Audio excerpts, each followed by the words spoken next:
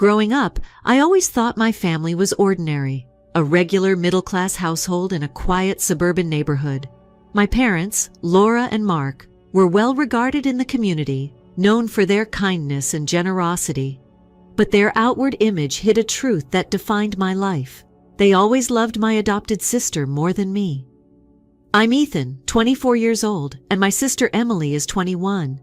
She was adopted when I was 6, and everything about my life changed the day she came home. Before Emily arrived, I spent most afternoons playing alone in our backyard, inventing games to keep myself occupied while waiting for my parents to return from work. When they told me we might adopt a little sister, I was thrilled. I imagined having a playmate to share toys with and someone to talk to during those lonely afternoons. At first, it was exactly what I had hoped for. Emily was sweet and curious, and we quickly became inseparable. I helped her learn the alphabet and shared my favorite toys without a second thought. It felt like a dream come true. But as time went on, I started noticing changes. My parents' focus shifted almost entirely to Emily. It started with small things like rearranging family plans to suit her mood, and quickly grew into something bigger. They quit attending my school events, canceled weekend outings if Emily wasn't interested, and even changed our dinner menus to match her preferences. I began feeling like a ghost in my own home, invisible and insignificant. It wasn't just the daily neglect that hurt, it was the blatant disparity in how we were treated. When Emily came into our lives, my mom quit her long-standing accounting job to be a stay-at-home parent. This was a stark contrast to my early years when my parents worked overtime shifts, leaving me in the care of babysitters or at my grandparents' tiny apartment. The babysitters were often teenagers more interested in texting their boyfriends than watching me. I spent countless hours alone, listening to the muffled sounds of laughter coming from the living room as they ignored me. I told my parents about the neglect, but their solution was just to hire a different sitter who acted the same way. When Emily arrived, all that changed. My mom's full attention went to her. I thought this would mean we'd finally do things like baking cookies together or going to the park. Instead, I watched as she devoted herself entirely to Emily, treating her like a fragile princess while expecting me to act independent because I was the big brother. Then came the most glaring slight. Emily was given my birthday. Emily had been abandoned as a toddler with no known birth date. The orphanage assigned her one, but my parents decided it wasn't good enough. Instead, they chose to make her birthday the same as mine. They spun it as a beautiful symbol of family unity, but to me, it felt like another way to erase my individuality. At first, I tried to enjoy the shared celebrations, but as the years passed, it became clear they were all about Emily. Guests arrived with double the gifts for her, showering her with attention while barely acknowledging me. By the time I was 10, I dreaded my own birthday. I'd sit in the corner, smiling politely, as relatives fawned over Emily and retold the story of her adoption for the 100th time. Each year, the inequality grew starker. Emily invited all her friends to our shared party, sometimes 20 or more, while I was allowed to invite only 5 of mine. When I once asked to add a 6th friend, my parents shut me down, claiming we didn't have the space. Yet there was always room for Emily's friends and their mothers, who took over the entire living room while I was relegated to the sidelines. I tried suggesting separate parties, but my parents refused, guilt-tripping me with excuses about Emily's difficult past. They framed my requests as selfish and accused me of not understanding how much Emily needed these celebrations to feel like part of the family. Over time, I learned to suppress my hurt and just go along with it, though the pain never fully faded. As I grew older, I found solace in a surprising place, creating things with my hands. What started as a way to escape became a passion. I turned household items into art, from cereal boxes to broken jewelry, and spent hours learning new techniques through DIY videos. By my late teens, I had turned this hobby into a small online business. This was my escape. My creations were mine alone, untouched by Emily or my parents. It gave me a sense of purpose, something they couldn't take away. As I expanded my online shop and started gaining regular customers, I dreamed of opening a physical store. That dream became a reality in my early 20s. After years of saving and working multiple jobs, I signed the lease on a beautiful space in a bustling shopping district. It was my moment to shine, a milestone I had built entirely on my own. But when I told my parents about the grand opening, their response reminded me that some things never change. They suggested combining it with Emily's college graduation party. Their words hit me like a punch to the gut. After years of being overshadowed, I thought I'd finally have something that was entirely mine. Instead, they were once again asking me to share my moment with Emily. For the first time, I refused. This was only the beginning of the conflict that would unfold, but it marked a turning point in my life, a moment where I began reclaiming the space I'd been denied for so long. When my parents suggested combining my store opening with Emily's graduation party, I couldn't believe they were serious. I'd worked for years to build my business from scratch. Every late night spent designing products, every tough customer interaction, every hard-earned dollar had led to this moment. But instead of celebrating my achievement, they wanted to fold it into another one of Emily's spotlight events. Their reasoning was painfully familiar. "It'll be easier for everyone," my mom said with that tone she always used when she thought she was being reasonable. "We can invite all the family at once and make it a big celebration." My dad nodded along, echoing her words like he always did. "No," I said firmly. For the first time in my life, I didn't back down. At first, they were shocked. My mom gave me this look like I'd just said something completely out of character. "Ethan, don't be difficult," she said, her voice dripping with disapproval. "It's just one day. Why can't you be more understanding?" That was their favorite phrase, "be more understanding." I'd heard it my entire life. It was their excuse for why I should share my birthday, my celebrations, and even my parents' attention with Emily. But this time it didn't work. "This is my store opening," I said, trying to keep my voice calm. "I've worked hard for this, and I'm not going to let it be about anything but that." My parents didn't take it well. My mom's lips thinned into a line, and my dad crossed his arms, his jaw tight. "You're being selfish," my dad said, shaking his head like he couldn't believe what he was hearing. "This is about family, Ethan. It's not just about you." "It's always been about family, hasn't it?"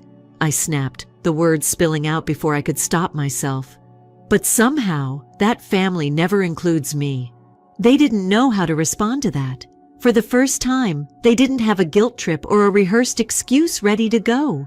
Instead, they resorted to what they always did when things didn't go their way: threats. "Well, if you're going to be like this, maybe we won't come at all," my mom said, her voice cold. It was a tactic they'd used before, and I think they expected me to crumble under the pressure, like I always had. But I didn't. "That's your choice," I said simply. And for the first time, I meant it. The days that followed were tense. My parents tried every trick in the book to get me to change my mind. Calls, texts, even showing up unannounced at my apartment. Each time they cycled through the same routine: guilt, anger, and finally disappointment. But I stood my ground. Meanwhile, I threw myself into the final preparations for my store opening. The space was starting to come together. Shelves were being installed, displays were taking shape, and my inventory was finally arriving. Every time I stepped into that space, I felt a surge of pride. This was mine. It was during one of these busy days that I came across a comment online that would change everything. I had vented about the situation on a small business forum, not expecting much beyond a few sympathetic replies. But one response stood out. "Your parents just handed you the perfect opportunity," the comment read. "Let them combine the events. Use their resources to host a party that people will never forget, for your store." At first I dismissed the idea. It felt petty, even vindictive, but the more I thought about it, the more it made sense. My parents were determined to make this a joint celebration. Fine, I'd let them plan the party, but I'd make sure my store opening was the star of the show. When I called my parents to tell them I'd changed my mind, they were thrilled. "I knew you'd see reason," my mom said, her voice full of satisfaction. "This is going to be so much easier for everyone." I let them take the lead on planning, nodding along during their endless discussions about decorations, menu options, and guest lists. As expected, every detail revolved around Emily. The invitations they sent out were practically dripping with gold, announcing Emily's graduation celebration in bold letters. My store wasn't mentioned anywhere. It was perfect.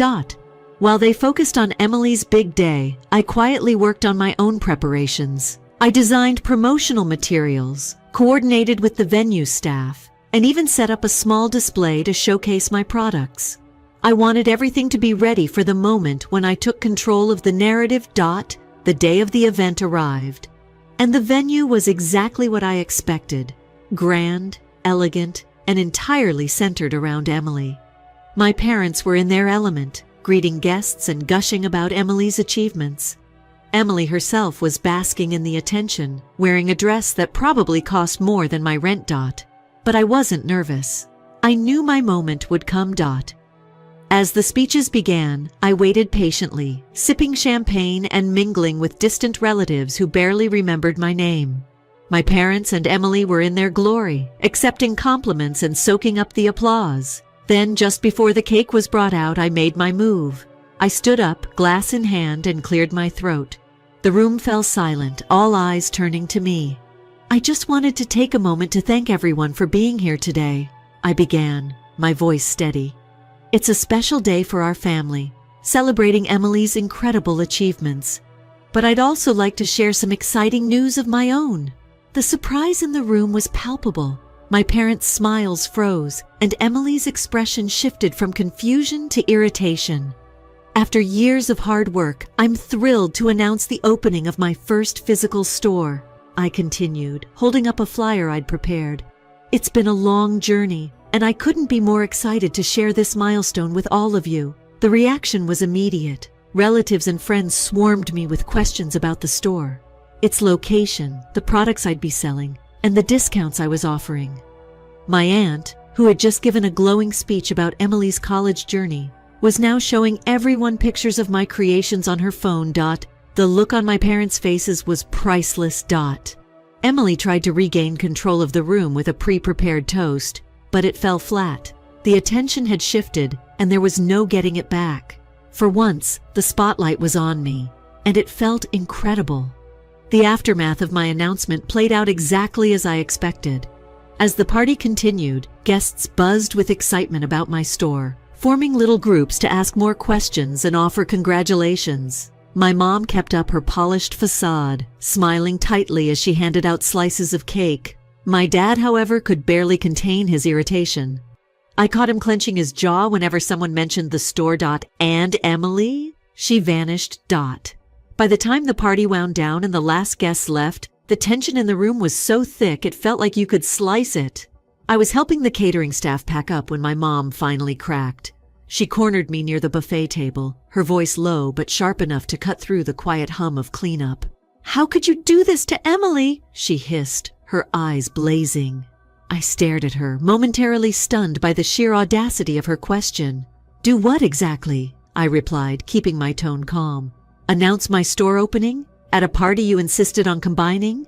"You know what you did," she shot back, her voice rising slightly. "This was supposed to be about Emily's graduation. You turned it into something else entirely." "That wasn't my intention," I said, lying just enough to keep things civil. "I thought this was a celebration for both of us." "That's what you wanted, isn't it?"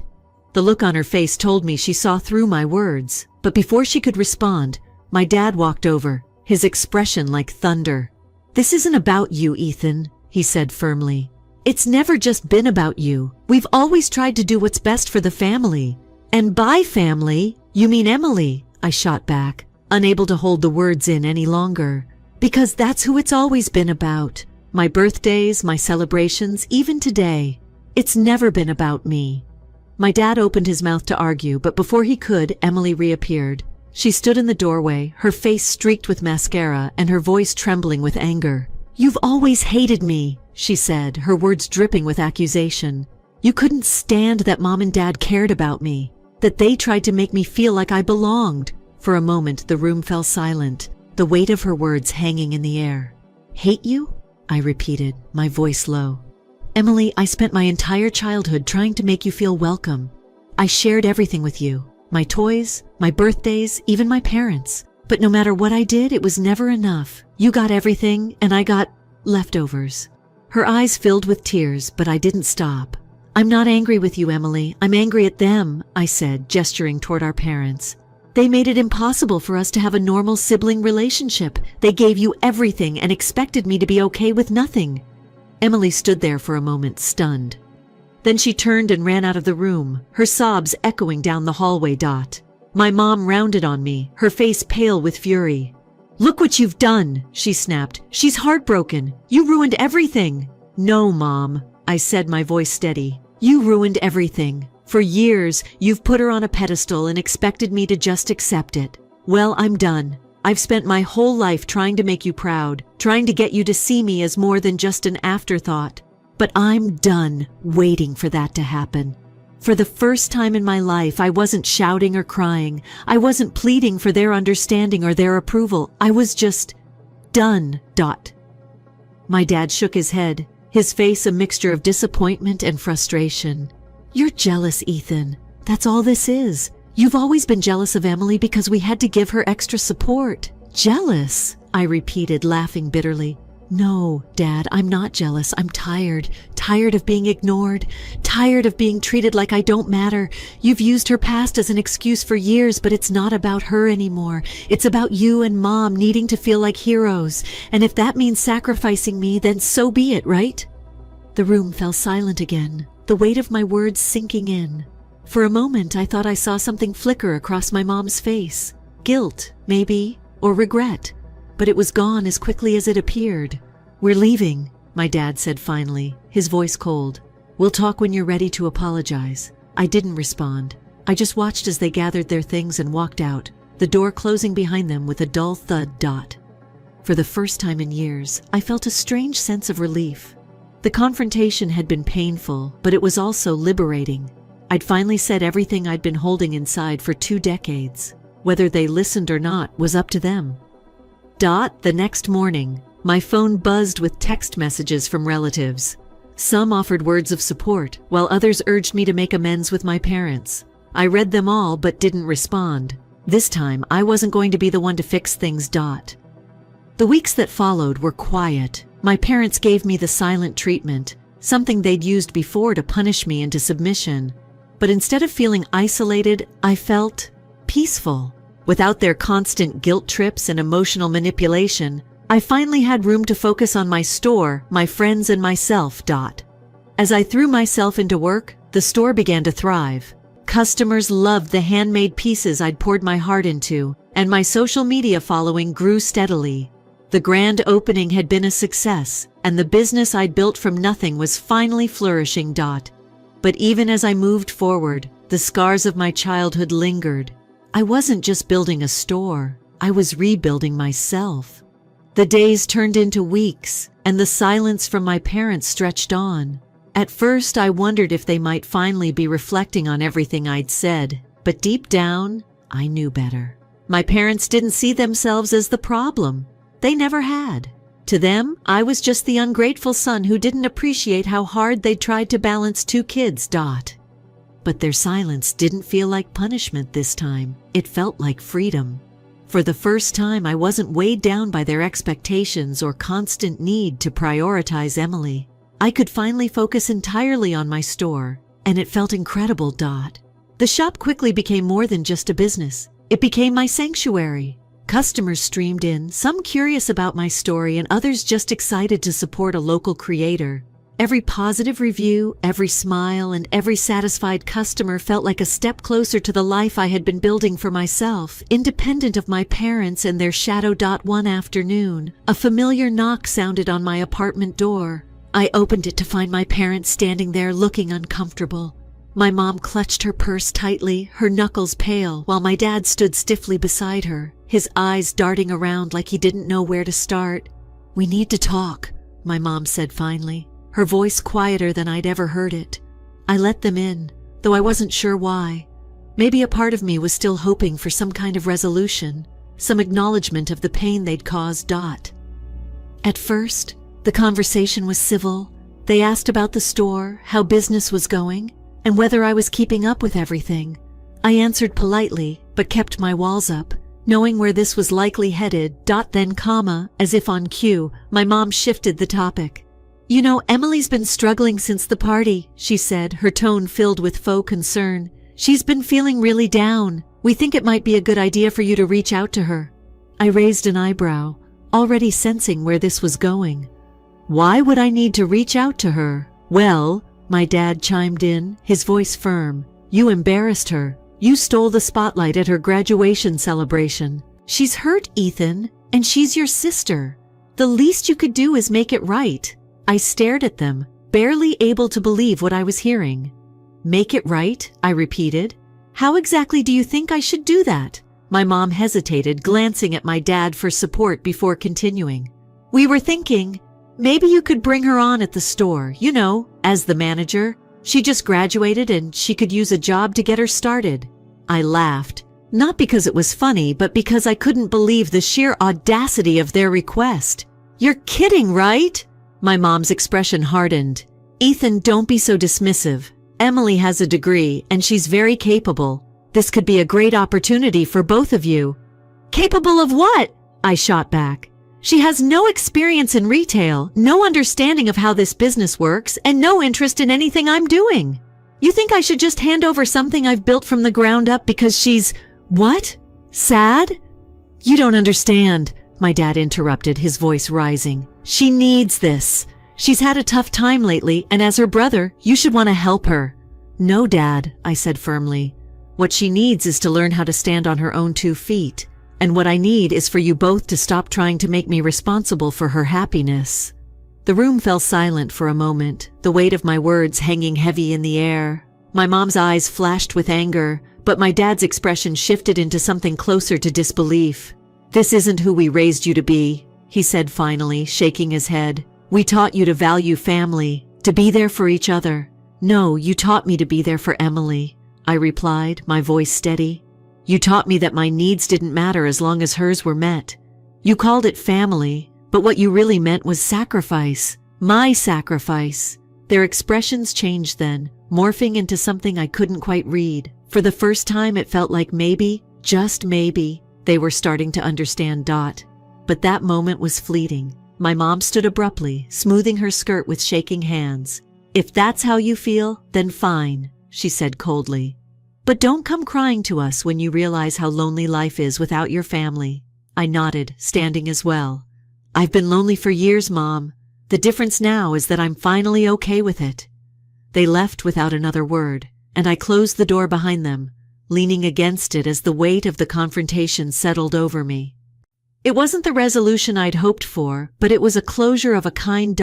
In the weeks that followed, I didn't hear from them. No texts, no calls, no surprise visits. I thought about reaching out a few times, but each time I stopped myself. The silence wasn't just peaceful, it was healing. The store continued to thrive, and with each passing day, I felt more grounded in the life I was building. I was finally stepping out of the shadow of my parents' expectations and into my own light. Months passed, and life without my parents' constant interference felt like a breath of fresh air. My store was thriving, and I was beginning to establish myself as a respected small business owner. The emptiness I once felt, the need to prove myself to my parents, had started to fade, replaced by a quiet sense of pride in everything I had accomplished. But even with this newfound independence, there were moments when the past crept back in. I'd see a family laughing together in the store, or hear a parent bragging about their child, and I'd feel a pang of longing for something I'd never truly had. A part of me still wished my parents could have been proud of me without conditions, without always comparing me to Emily. Emily, for her part, hadn't reached out since the party. I wasn't surprised, but I couldn't help but wonder if she missed me, or if she was as content as our parents were to leave things unresolved. One quiet afternoon at the store, as I was arranging a new display near the front window, the doorbell chimed. I turned, expecting another customer, but instead, I saw Emily standing there, looking unsure of herself. She was holding a small box in her hands, her usual confident posture replaced by something more hesitant. "Hey," she said softly, her voice almost swallowed by the sounds of the busy street outside. "Hey," I replied, trying to keep my tone neutral. For a moment we just stood there, the air between us thick with unspoken words. Finally, she stepped closer, placing the box on the counter. I wanted to give you this," she said, her voice trembling slightly. "It's not much, but I figured, I don't know, maybe it's a start." Curious, I opened the box. Inside was a small handmade sign for my store. It wasn't perfect. The paint was uneven in places and the letters weren't perfectly aligned, but it was clear she'd put time and effort into it. "Did you make this?" I asked, surprised Dot. She nodded, fidgeting with the strap of her purse. "Yeah. I've been taking some crafting classes. I thought I'd try to make something for you. I know it doesn't make up for everything, but I wanted you to know I've been thinking about it. About us." Her words caught me off guard. For years, Emily had been the center of my parents' world, and I had assumed she was content with that, but standing there, she looked almost as lost as I'd felt for so long. "Why now?" I asked, my voice softer than I intended, Dot. She sighed, leaning against the counter. "Because I realized I was angry at the wrong person. I thought you hated me. But I think you just hated how Mom and Dad handled everything. And I get it now. They put us in a bad position. They wanted me to feel like part of the family, but they didn't see how much it cost you. And that's not fair." Her honesty caught me off guard. For the first time, I saw her not as the golden child, but as someone who had been struggling too, in her own way. "I don't hate you," I said quietly. "I never did. I hated feeling like I didn't matter. But that wasn't your fault. It was theirs." She nodded, tears welling in her eyes. "I know, and I'm sorry, Ethan, for all of it. I should have stood up for you more. I should have seen it sooner." For the first time in years, it felt like we were speaking as equals, not as the golden child and the forgotten sibling, but as two people who had been caught in a toxic cycle neither of us asked for, Dot. We talked for hours that day, hashing out years of unspoken hurt and misunderstandings. By the time she left, I felt lighter, like a weight I didn't even realize I was carrying had been lifted, Dot. Our relationship didn't magically fix itself overnight, but it was a start. Emily and I began meeting up occasionally for coffee, learning how to be siblings without the shadow of our parents hanging over us, Dot. As for my parents, they remained distant. I heard from a few relatives that they were still upset, clinging to their narrative that I was the selfish one. But for the first time in my life, their opinion didn't matter. I wasn't waiting for their approval anymore. Instead, I focused on building the life I wanted. A life where I was surrounded by people who saw and valued me for who I was. My store became a hub not just for business but for connection. A place where I could share my creations with the world. Looking back, I realized that the pain of my childhood had shaped me, but it didn't define me. I had taken that pain and turned it into something beautiful, something entirely my own. And for the first time in a long time, I felt whole. Story too. Perhaps a dozen rings were registered by the conflict. Fingernails on a chalkboard would have been a welcome sight by then. With my eyes fixed on the clock, I turned toward the sound and slipped my palm over the nightstand.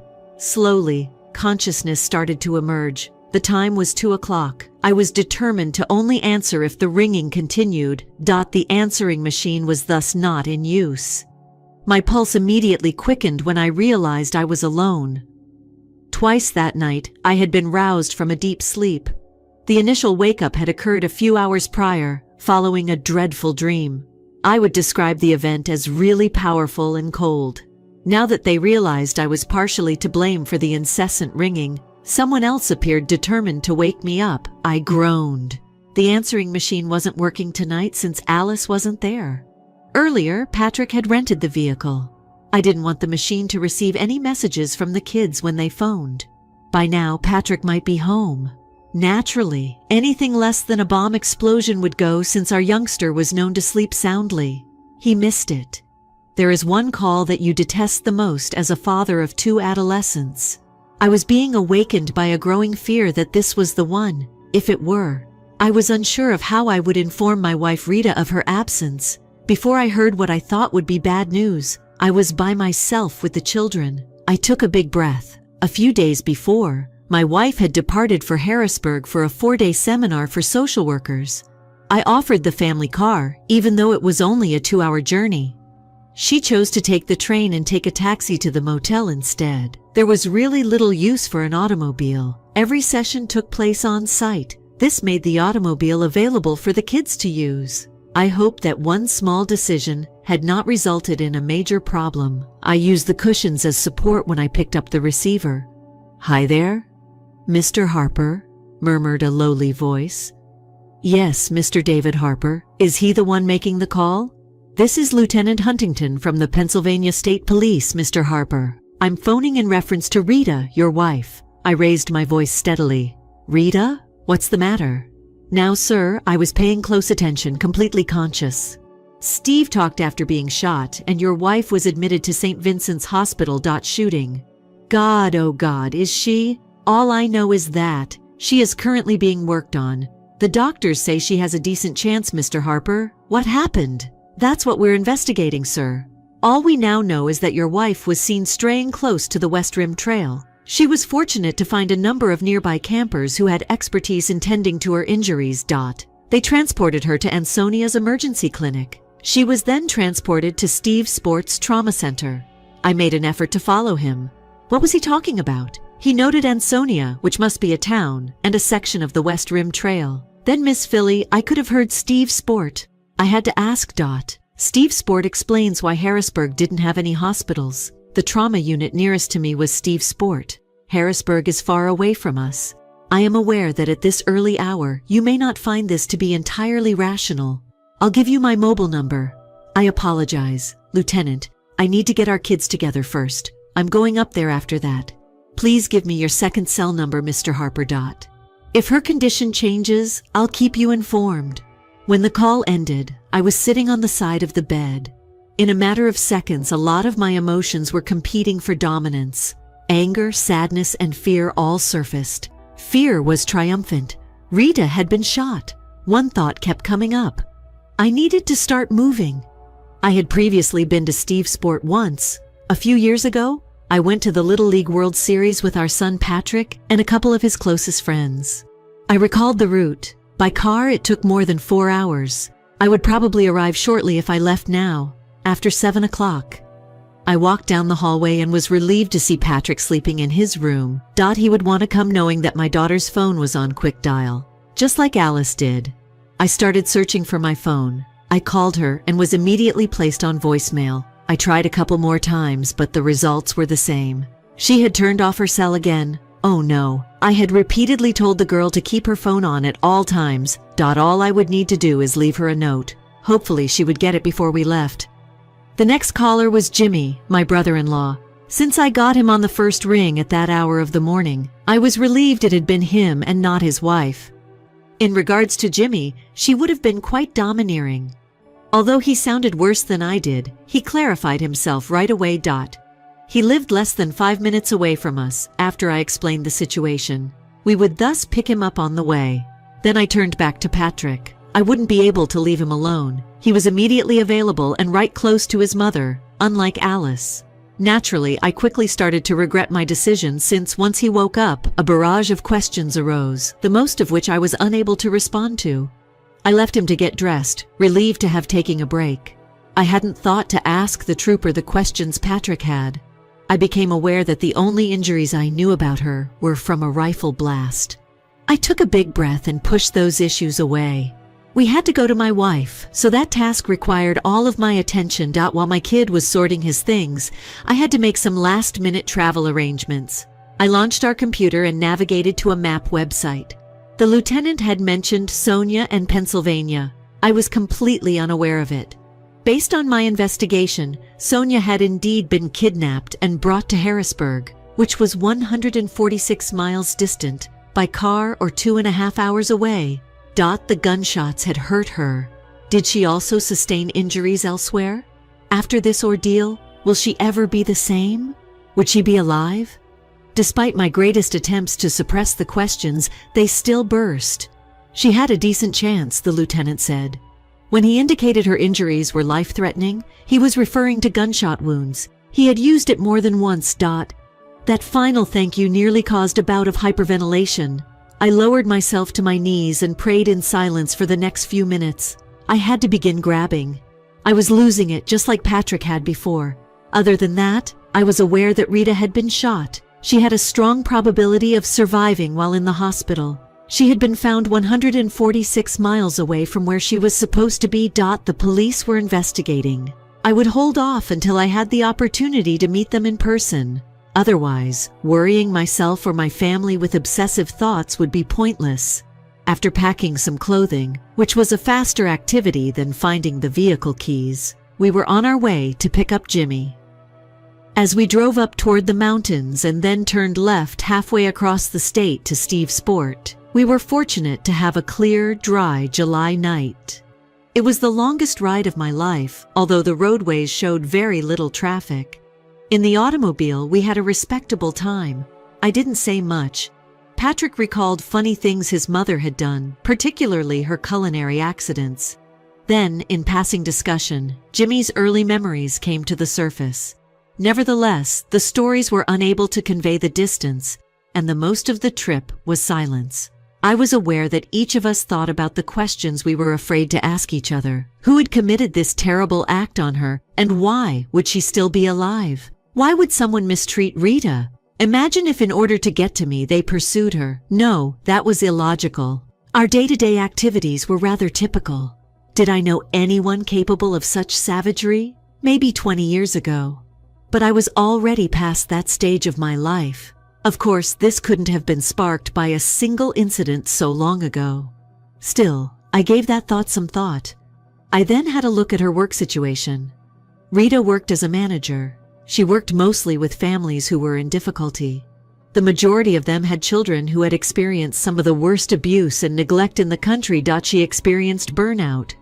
Was a constant subject of concern for her co-workers. However, my wife thrived in this environment, mostly due to the love and strength of our family.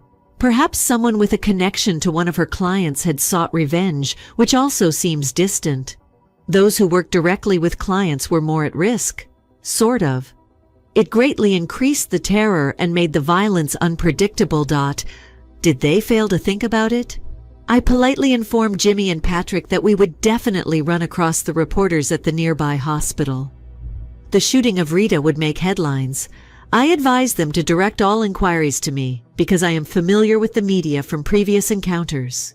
We would be able to give her some of the privacy she would want in order to heal. Nearly an hour outside of Stevesport, we arrived at dawn. Jimmy made an advance check at the hospital. All they do is verify that my wife was a patient. They refused to give him any further details. There was still something he needed to accomplish. He then called the hospital again, and they gave him directions to the city. After that, I requested that he be sent to the generic motel. We would want a few rooms in order to employ directory assistants for at least a few days. I thought there would be opportunities when mid-July arrived. The tallest structure in the area was the generic. I could thus see how to go to the doors. Official Doubt, Chapter 2. It was not too difficult to find the hospital. We arrived at an empty emergency room, just awakening the world, despite the hotel's claim that traffic was light on the streets. But one by one, everyone became anxious when they saw her. Getting authorization for a brief visit from the attending physician just took a few minutes. I arrived first. The lights were turned down, and the room glowed normally. I was relieved to see Rita breathing and sleeping by herself. The only break was that one. She looked like someone who had been in a car crash. Her face had several small abrasions, her skin had darkened, and her eyes were puffy. Rita's surprise at her curly hair caused her eyebrows to furrow. Setting aside the threads, I leaned down to give her a forehead kiss. I picked up her hand, and it felt amazing. Even though she appeared so tiny, my eyes began to flood as I gently gripped her fingers. But not me. So why couldn't I have been the one? At that time, I would have been delighted to move. This is a characteristic of men. Our genes are programmed in this direction. It comes down to 3 words that are understood even if they are rarely used among us. Dad's shields. The father keeps watch. Against all odds and without hope, a man will willingly sacrifice himself for his family. He is always on the lookout for any dangers. He has only regret if such dangers turn out to be unavoidable. My wife was 5'7" and weighed about 140 pounds. Lying on that bed made her feel much smaller and more exposed. Who could have harmed her in this way? She couldn't have been known to them. Her spirit was one of the kindest and most compassionate on the planet. Rita could not bear to see violence on TV, much less experience it herself. This was not fair to her. This was not anything we deserved. Maybe we didn't need her. Eager to ask more questions, the doctor came and began examining her. I saw him outside. One bullet had been removed from her body. One, he said, bounced about, lodged at her elbow, and got in nearly at her collarbone. The second bullet passed through in a pass-through fashion. Although none had harmed vital organs, the wounds were rather serious. Although she would remain unconscious for the majority of the day due to the sedatives, a full recovery was anticipated. He indicated we could probably bring her home in 7 or 10 days.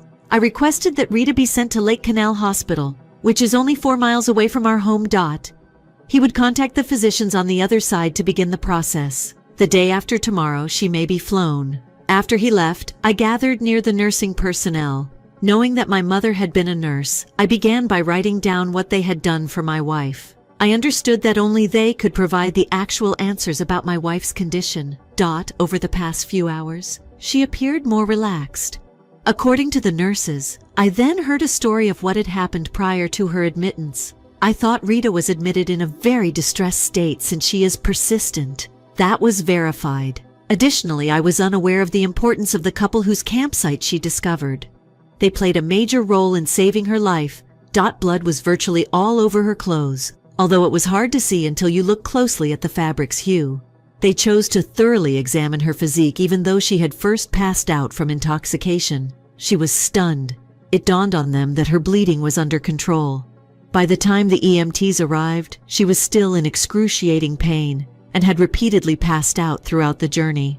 They struggled to calm her. After she arrived, the caregivers questioned whether she knew I was with her in some way because she couldn't sleep during my visit. I was troubled by that, true or not. The guilt of not being there to mentor her was beginning to surface. I had experienced this feeling previously, and it was accompanied by a slowly growing animosity toward the individual who had shot her. But by the time I returned to her bedside, I was more certain she would live. It will likely take several months for physical healing to occur. She would probably need some therapy time as well. We would help her get back to normal, whatever it required.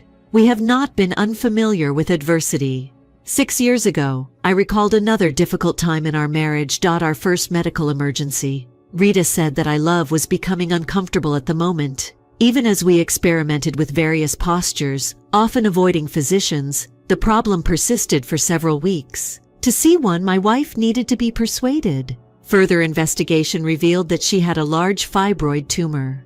Despite not being cancerous, the growth was rather large and needed to be surgically removed. During the course of therapy, the physician determined that a hysterectomy was required. My wife so went into early menopause at the age of 35. Rita appeared to adapt quickly to the new situation. Although she was dissatisfied with menopause, she was relieved that the tumor was no longer a worry. I smiled to myself. The procedure produced benefits for me, albeit short-term ones at first. Our love life took off like a rocket when she had sufficiently recovered. Rita was hungry. A month prior, every morning when I got home in the evening, we were at it. Then we're off to bed for the night once more, for our couples. My wife has always had a strong sense of passion. When Rita shows her adoration, she gives it her all. At least I always felt that way. As a result, our intimacy has always been quite satisfying. It has also gotten much more ingrained and natural. I was giving up sleep every night, but I wasn't whining. Not to mention that the noise could make the kids feel embarrassed a few occasions. The situation could not have been more favorable. Then it abruptly ceased a month after it began. Rita consulted her doctor after complaining for a few months, and her hormone levels were corrected. We started making love as frequently as we had before her operation. I just missed that part of the experience. It had been one crazy roller coaster ride for those months. I was really relieved that the terrible cyst that was the main reason had not progressed to malignancy. But this one we'd lived through. We were forced to. The thought of losing Rita was nearly intolerable. Before I left, we made it through that dream. I gave her another gentle forehead kiss. Jimmy and Patrick were anxious to see her. During their stay, I knew I would sneak away and check us all into the hotel. By the time I returned, her condition had not significantly improved. There was a cautious optimism among the three of us. At least for Jimmy and me. Patrick was struggling to adapt. He was clearly upset. For a while, we walked outdoors in silence, speaking in the tone that fathers only employ in situations like these. I tried to sound comforting, and it appeared to work. Jimmy had fallen asleep by the time we returned. Knowing his mother would make it, I left my son and went back to see her. I was instantly exhausted when I saw her sleeping. I don't know how long it took, but I finally found a seat beside the bed and fell asleep. I remember being gently shaken as my next recollection. I heard Mr. Harper, as if from a distance, and glanced up before turning to face Rita. Still a young nurse, about my daughter Owen's age, she was asleep. My shoulder was touched. I swiveled forward in my chair. We check on your wife. We must ask you to depart for a short period. Is she all right? She's doing quite well. For certain examinations, we're just relocating her to a different examination room. She should be back in about an hour. I got up reluctantly and went toward the hallway while keeping an eye on my watch. Nearly 11 a.m. had already arrived. Over 3 hours have passed since my departure. As they rolled her toward me, I stood across the hallway. As I watched the nurse go, I noticed 2 state troopers standing at her station. I knew we had never met before, but the oldest of the 2, a man I assumed was in his early 50s, began to approach me. When he was within range, his features appeared familiar. Lieutenant Kensington was the one I asked. Indeed. Mr. Harper, you are too. He held out a hand and said, She's still under, but doing better, I've heard. I wanted to speak to your wife. Indeed. I'm grateful for it. She's sleeping better than she has in weeks, but she's still out of it, in fact. Sardonically, I said, "S not urgent anymore, though. We have our man. We also have a complete confession and the murder weapon." Kensington said this as he was timing my answer. With hands on my knees, it arrived on time. To support myself, I pushed back against the wall and leaned forward. My breathing had slowed down. I'm grateful. If the scum had escaped, I'm not sure what I would have done. Excellent news. However, what does murder weapon imply to you? Did he kill someone? Indeed. The friend of your wife, Stacy Romano. Stacy. At the campground, we discovered her body. Oh no, not Stacy. She was a decent person. I attempt to calm myself by closing my eyes for a moment. Has anybody told her parents? All the lieutenant would say was yes. I was still curious as to how this occurred. How did this man kidnap both my wife and her friend? I asked, taking a deep breath.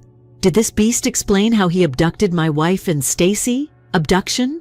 There are no kidnapping charges against him. I didn't mention his campground. Your wife and her companion landed there on Tuesday, as far as we can tell. One of the things I need to confirm with her when she awakens is that, based on our prior talk, I assume you were unaware of their presence. I wasn't sure, and I didn't do a good job of hiding it. No. On Sunday, I dropped my wife off at the Philadelphia train station. Up until Thursday, she was scheduled to attend a conference in Harrisburg. Tell me now. She has spent the past 2 days here. I don't get it. Are you a smoker, Mr. Harper? No, never got into the habit. I was going to get a smoke myself anyhow. If you're okay with us continuing this outside, it would be more appropriate. Indeed. Half a block from the hospital's entrance, we stood on the sidewalk. As promised. Kensington lit a cigarette. He took several deep breaths and gazed at the horizon in the silence before continuing. I reflected about my wife's corpse. I was just beginning to think about her loss. Stacy Romano was employed in social welfare, just like Rita, having been acquainted for a little over 5 years. They were now good buddies. 3 years ago, in order to keep their Harrisburg branch, she relocated a few hours away from Rita's workplace. Rita said that the relocation was somewhat influenced by Stacy's breakup with a married man. I remember being surprised that Stacy would be discovered in such an affair at the time, but I was relieved that she had called it quits. In contrast to my wife, who acted more like her mother confessor, Rita was quite involved. The split was really difficult for Stacy. Rita met with Stacy in person on several occasions when she was staying with her parents. After several lengthy late-night phone conversations, all of this attention helped to alleviate her grief. Being nearly 10 years our junior, Rita's connection always seemed to me to take on the role of an older sister. My wife's compassion and understanding were well recognized. Combined such qualities with her constant presence. One may admire how Stacy became seen as a younger sibling and how she evolved into a natural mentor. She needs to be helpful. I found it bothersome that Stacy frequently borrowed little sums of money from Rita, but that was really a small weakness in her personality. Stacy also possesses her own abilities. She was about 6 feet tall, blonde and lanky. In a girl-next-door kind of way, she was gorgeous. She played volleyball, cycled, hiked, skied, ran marathons, and generally embodied fitness. An individual full of life. In addition to being intelligent, she was also amiable. She was confident in whatever she did. She was a lady who could successfully intimidate men. She had visited her home a number of times. She struck me as being really kind. She had an amazing sense of humor and a sharp wit. Someone to be around. I was aware that she and Rita maintained their connection by calling each other frequently, after she had shifted. Actually, until last week had I listened in on one call. What would you say about your wife and Miss Romano's relationship? My thoughts were interrupted when I asked the lieutenant. How hospitable were they? They had a close friendship. They probably talked on the phone 2 or 3 times a week. When Stacy worked here, Rita was her mentor and treated her like a sister. Did their connection have greater depth? With a slightly solemn expression, he inquired, "How do you mean?" He asked. I quote, "Not sure where you're taking this." He didn't respond. I looked at his face and arched an eyebrow at this. The DA plans to bring a hate crime charge against this individual. He spoke without emotion, yet I was struggling to process the entire idea. I spotted the implication right away. "Lieutenant, you may say that. You want to know if they were in love. No comma is the response. Not at all." Then he mentioned that the bumper tag on Stacy's SUV indicated that she had been to the park the previous year. As they inspected their gear, they discovered at least one blatantly attractive item that raised the possibility that the women were having an affair. However, it was the murderer, not the items they found, who provided the basis for their assessment. 9 a.m. Steve Oscar Rudman was arrested the same morning. He was a 30-year-old self-described mountain guy who acknowledged shooting my wife and murdering Stacy Romano. When one of the tall, attractive blonde women didn't respond to his greeting on the stroll yesterday, he claimed to have seen them twice. He took offense. He stared at her from a distance for hours on end. He was incensed at their transgression of nature when he saw them making out that night. He came to the conclusion that their activity was suitable for execution. Stacy fired 4 shots shortly after the incident occurred, mostly in what appeared to be an effort to defend my wife. Rita, however, suffered 2 injuries. Fortunately for her, she went down under Stacy and vanished from Redmond's rifle view. He mistakenly believed that he had slain both of her. As I listened to the story, I was captivated. Then I simply ignored his voice. It's funny how your mind works and you want to stay away from rude or nasty people. I was scared by a seemingly little connection to my history in this shooting. I was gazing at the mountains in the distance when I noticed a house situated on the crest. Which viewpoint? It must have held for those folks. To them, everything seemed perfect and serene. They didn't know how much I would have paid to be in their place right then and there, or the turmoil that rages inside me. Thank you, Lieutenant. I know you didn't have to tell me what you did, and we didn't have this talk. You're here with your son and other kids, Mr. Harper? Of course, a daughter. Your focus must be on them. Must keep in mind that this assault is currently being looked into. Not all of the facts are known to us. I can tell you that Redmond's statements don't make sense in at least one way. Therefore, don't extrapolate too much from our conversation. Try delaying that till you get home and speak with your wife. Your family will already be struggling in this scenario. That the media hasn't noticed this yet astounds me, I answered. You're correct. I'm going to be needed by my family. I was hesitant to return to the hospital. Rather, I moved to a nearby bench and took a seat. Sensing that I should be left alone, I walked away from the lieutenant. In addition to my physical exhaustion, these latest revelations had left me emotionally depleted. For a few days, I would have just ignored this entire mess. But I also had Rita and the kids to consider. Regardless of what she had supposedly done, I could never just leave her in such a state. Remaining was a simple decision, but it wasn't without its regrets. It did not make sense for Rita to continue seeing Stacy, only stated that neither of them understood. My suffering was more primal than that, though. She appeared to be lying, and I was having a lot of trouble believing it. She never lied to me during our whole marriage. I found it difficult to believe she could have been so deceitful. She didn't act like someone who would do this. I had to listen to her story. I wanted to know what she was going to do. It couldn't have gone any worse than it did now, whatever it was. I had no reason to suspect that my wife was having an affair. Not with Stacy, of course. She never answered her phone or acted strangely when she spoke to her, despite the fact that they chatted a few times a week. Her job was challenging and she occasionally put in long hours, but that was understandable. I didn't want to think that she was hiding her goals in plain sight, even if I feared it. I recalled that in late April, she informed me of her conference for the first time. I remember being first concerned that it might interfere with our anniversary planning. In late May, we celebrated our 20th anniversary. At that moment, I presented her a necklace made of 2-carat diamonds.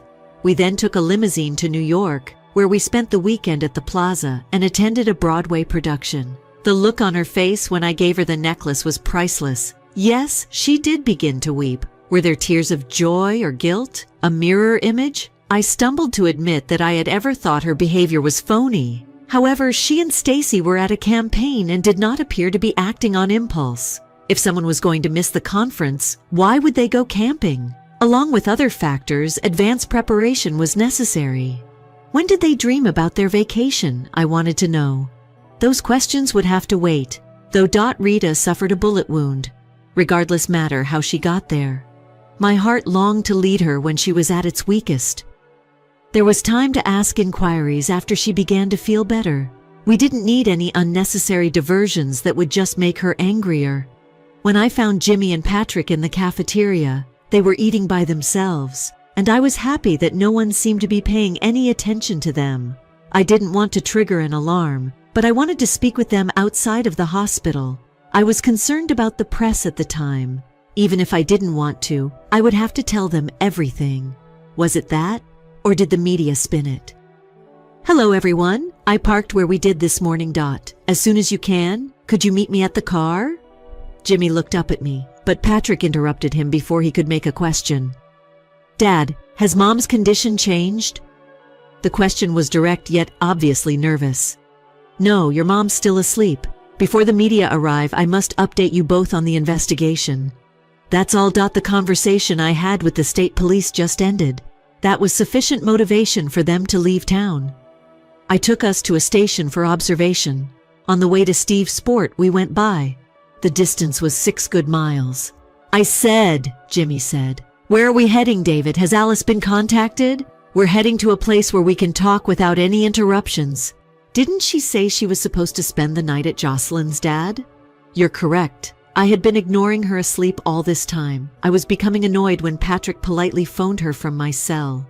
He answered the phone and left another message which I heard. Are you aware of Jocelyn's last name? I haven't seen her, but I'm sorry, Dad. I am aware that she goes to school with Alice. I'm aware that she resides in Berwyn. Nothing more. All right. All we can do is wait for Alice to get the message. At the observation post, we paused. As soon as we were all gathered, I figured it would be safe to exit the car because there were no other vehicles in the lot. With the exception of some of Redmond's comments, I informed them about the lieutenant's discussion. That's not how Mom and Stacy are. Mom is homosexual, you say? Patrick screamed. No, I don't believe that to be real. They're wrong. Jimmy immediately took action to protect his sister. What nonsense. Their assumptions are wrong. They were not necessarily lovers, even if Stacy was gay. The insane individual who destroyed her credibility is being allowed to continue. Why should we believe what he says? Stacy identified as homosexual. Eyes wide with surprise, I whispered. Okay, you were unaware? David, I simply assumed, having known him for years. What was speculated? I never asked if she was beautiful. There was definitely no mention about it. Why would that happen, as far as I'm aware of? Guys were continuously pursuing Stacy. I began keeping track of the parking lot. I was more confused and over myself than I had been an hour before. If Rita was going to keep anything from me, it would be this. Jimmy, sensing my frustration, decided to elaborate. You would obviously prefer that no one inquire about it. I was like you, but I never really thought about it until Chazelle met her. I asked Rita about it later because I was astonished, and she confirmed it. I assumed she had told you about it as well. It's still all crap, Jimmy added. If I were showing doubts about Riva's honesty, then so would others. Jimmy could see things more clearly now. Rita would never act in such a manner. No. The press problem persisted, so I made an effort to shift my attention. Nevertheless, the query was raised. Why hadn't Rita told me that Stacy was so beautiful? Although I anticipated that they would contest the present evaluation, I was surprised by this revelation. Look, let's talk about the merits. I will not reiterate the statements made by the state police. The media will take note. Now that we've been warned, we can prepare. This crap is unnecessary for Rita. Therefore, this is obviously off limits to her at first. Dismiss her even if she raises it. The primary priority is to assist her in becoming healthy. If the bastards print this crazy rumor, Thunder Jimmy will sue them. Jimmy glanced at him and quickly changed his mood, regardless of what he was about to say. He went back to me and halted. I had to cut him off. It was obvious from Patrick's face and body language that he was struggling with it. We may discuss this later, once Rita has recovered from her illness. You should adopt that same position is the only response that matters to me. We must act as best we can at the moment, not to irritate her. She was unaware of Stacy's passing. She is likely to take the news relatively seriously if such is the case. She expects us to support her. I understand. Both my son's brother-in-law and I gave a gradual nod of agreement. I was aware that they would disregard everything else if we asked them to defend my wife. But I felt that we needed a well-defined media plan to safeguard Rita. Now people, let's talk about the news, I said. Here, this story will receive a great deal of publicity. Inside the car, we talked about that. It might not get the same attention back home, I thought at the time. I was wrong. We should be preparing for the worst. What could possibly go wrong? That we may disregard them if they appear. The indirect fallout is terrible. It was vital, yet I barely managed to get the words out. There is a murder and a possible love triangle in the media. Reporters will begin camping at residences and the medical facility. They'll dig into your mother's life, mine and Stacy's. They will most likely approach your mother's workplace and our acquaintances. Our actions might have a significant impact on Rita's recovery. I'd like to avoid this. Send them my way, or in the event that it fails, if an interview is requested by the press media. The press loves transparency. The more accessible you are, the more likely you are to get likable tales. For these folks, access is their money. We can have some impact over their writing by having conversations with them. Even though it would be risky, I think it would be preferable than letting them ruin our private lives. Rita certainly doesn't need us to lose our temper or unintentionally contribute to the creation of possibly harmful stories. Do you really believe they'll look into our lives as well? Patrick interjected. He said, I was trying to convince Jimmy with my argument. What they say in the press isn't really important. It's how our loved ones, friends, and co-workers interpret their words or the beginning of gossip. There will be some that are nasty. Didn't you guys interview my student hacker last year? Jimmy glanced away as Patrick asked, acknowledging with a gesture. They had. And I was aware of it. The principal of this middle school was used to managing disputes. It was now implied in my job description. On several occasions I had been at the center of unwanted press attention. However, outside of our little town, none of the incidents received any public attention. They had all occurred recently. The attention our local news reporters paid was even more invasive. My contribution gained notoriety because I often defied conventional wisdom. A 7th grader broke into the municipal computer system in one instance. The mayor looked for the child's hiding place.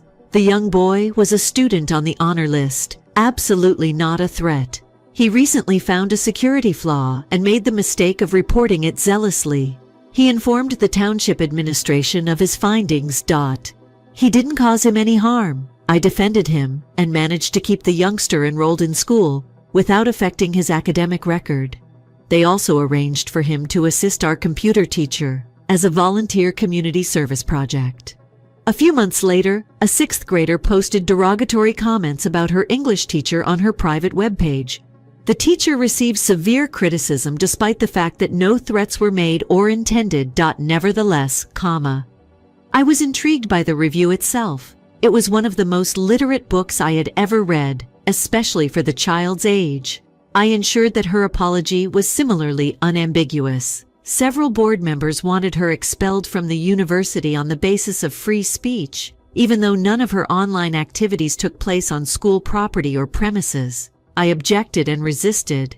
Naturally, having the school system's chief lawyer on my side helped.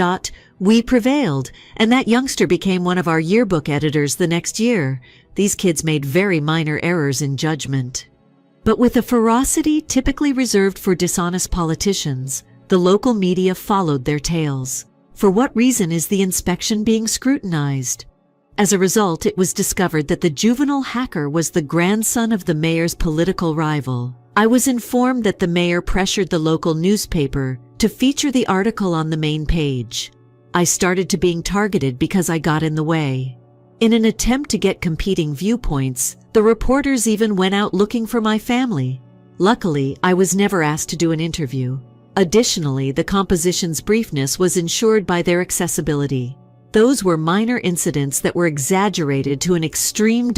It was murder. We wouldn't have that kind of control in this situation. We couldn't just say no comment and hope they would go. That alone was enough to justify our coverage effort.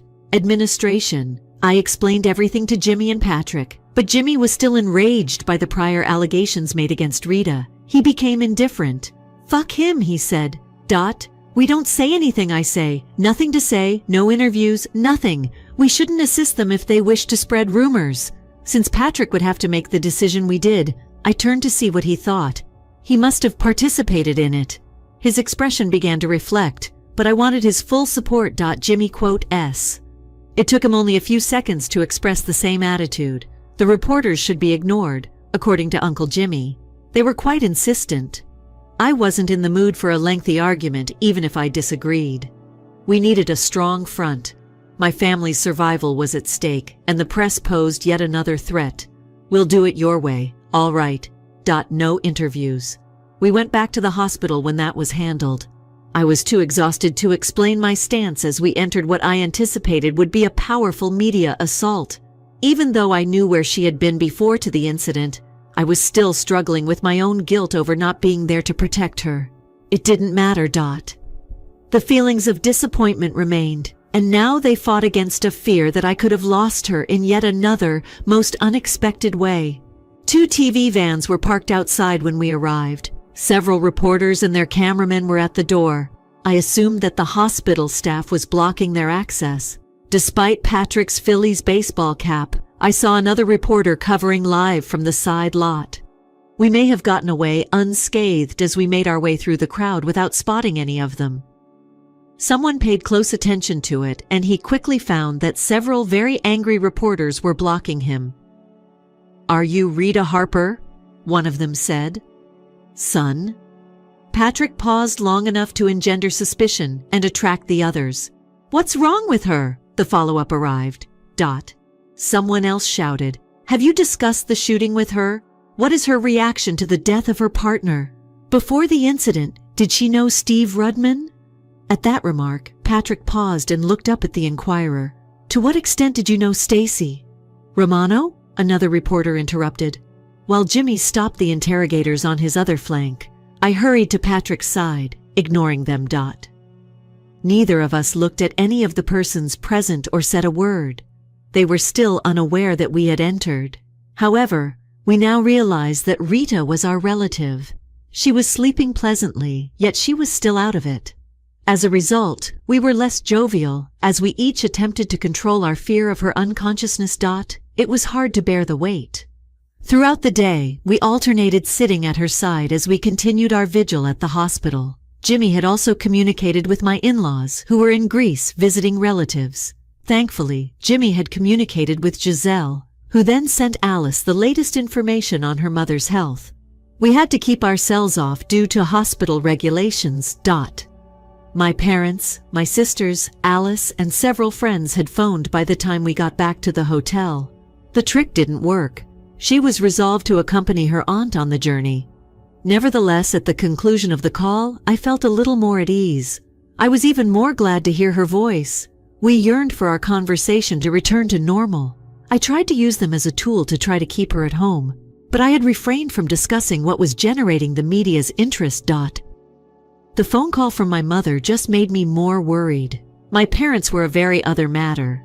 As they were heading out of town, they made 2 more calls. The next day, 2 of my sisters would be coming to visit. After more than 2 decades of marriage, I had never felt embarrassed or ashamed of my wife's behavior. I now feared being questioned about the reason behind her journey while I waited for my family. I was obviously ashamed if pressed, and I had no responses.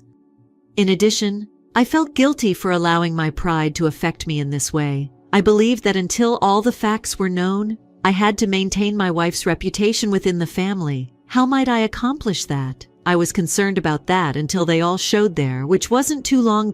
For the last 7 years, I have served as the middle school principal. 95% of the 40 employees I manage are female. That is public education's unsaid problem. Not enough males were present. That is, however, accepting the fact that I was accustomed to dealing with and controlling women. Upon encountering my mother and sisters, I abruptly lost my status as a servant. The baby of the house again, despite news reports and speculations to the contrary. They refused to talk about or criticize the behavior of the readers, especially not in front of me or our kids. They continued to talk about her present health and potential recovery. Before we were married, my parents and siblings had already met and loved someone who was a reader. In turn, Maria explained all the arrangements for Rita's transportation, her arrival at our home, and her post-arrival care. If not for her physical conditions, she would require a lot of therapy for her mental trauma. I was repeatedly informed that they wanted me to provide selfless support for her during this struggle. So if they had any worries about the circumstances behind her shooting, they were carefully disguised. Their presence was immensely beneficial to Patrick. In particular, this applied to my mother's intervention. We spoke all night long as she sat next to him at dinner. He fell asleep, so I knew it had helped. When we returned to our room, it's hard to confront your pride. Despite my worries about my wife's alleged infidelity, her survival was more important than everything else. I was very appreciative of this, as he was asleep. Chapter 3. Withheld Insight. Given her current state, Rita would probably be awake and prepared to address some of the outstanding questions. I wanted to ensure that no one attempted to enter Russia. The next morning, I felt more optimistic and hoped for something else to focus my mind on. I picked up the newspaper casually and went to the hotel restaurant. Jimmy and I had made the decision to have breakfast early. The hotel put a copy of USA Today at each room's door, as was customary. "How was your sleep then?" I sat down and noticed that he was in the middle of putting away his cell phone when he began. His tone didn't seem to match his facial expression. It took me a couple hours to get there, which gave me time to eat, but still, the same with regard to you. "The phone was not from the hospital, was it?" he said, shaking his head. "No. But it was just a call from home. I was cautioned by something not to pursue my interest. Luckily, the waitress showed in to take our order at that same moment." I opened the newspaper after she left and was horrified to see the headline about the slaughter in the mountains.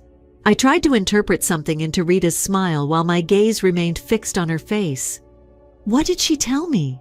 Did she speak anything she had previously been unwilling to say? Was she concealing in the photo? They may now tell their stories with faces.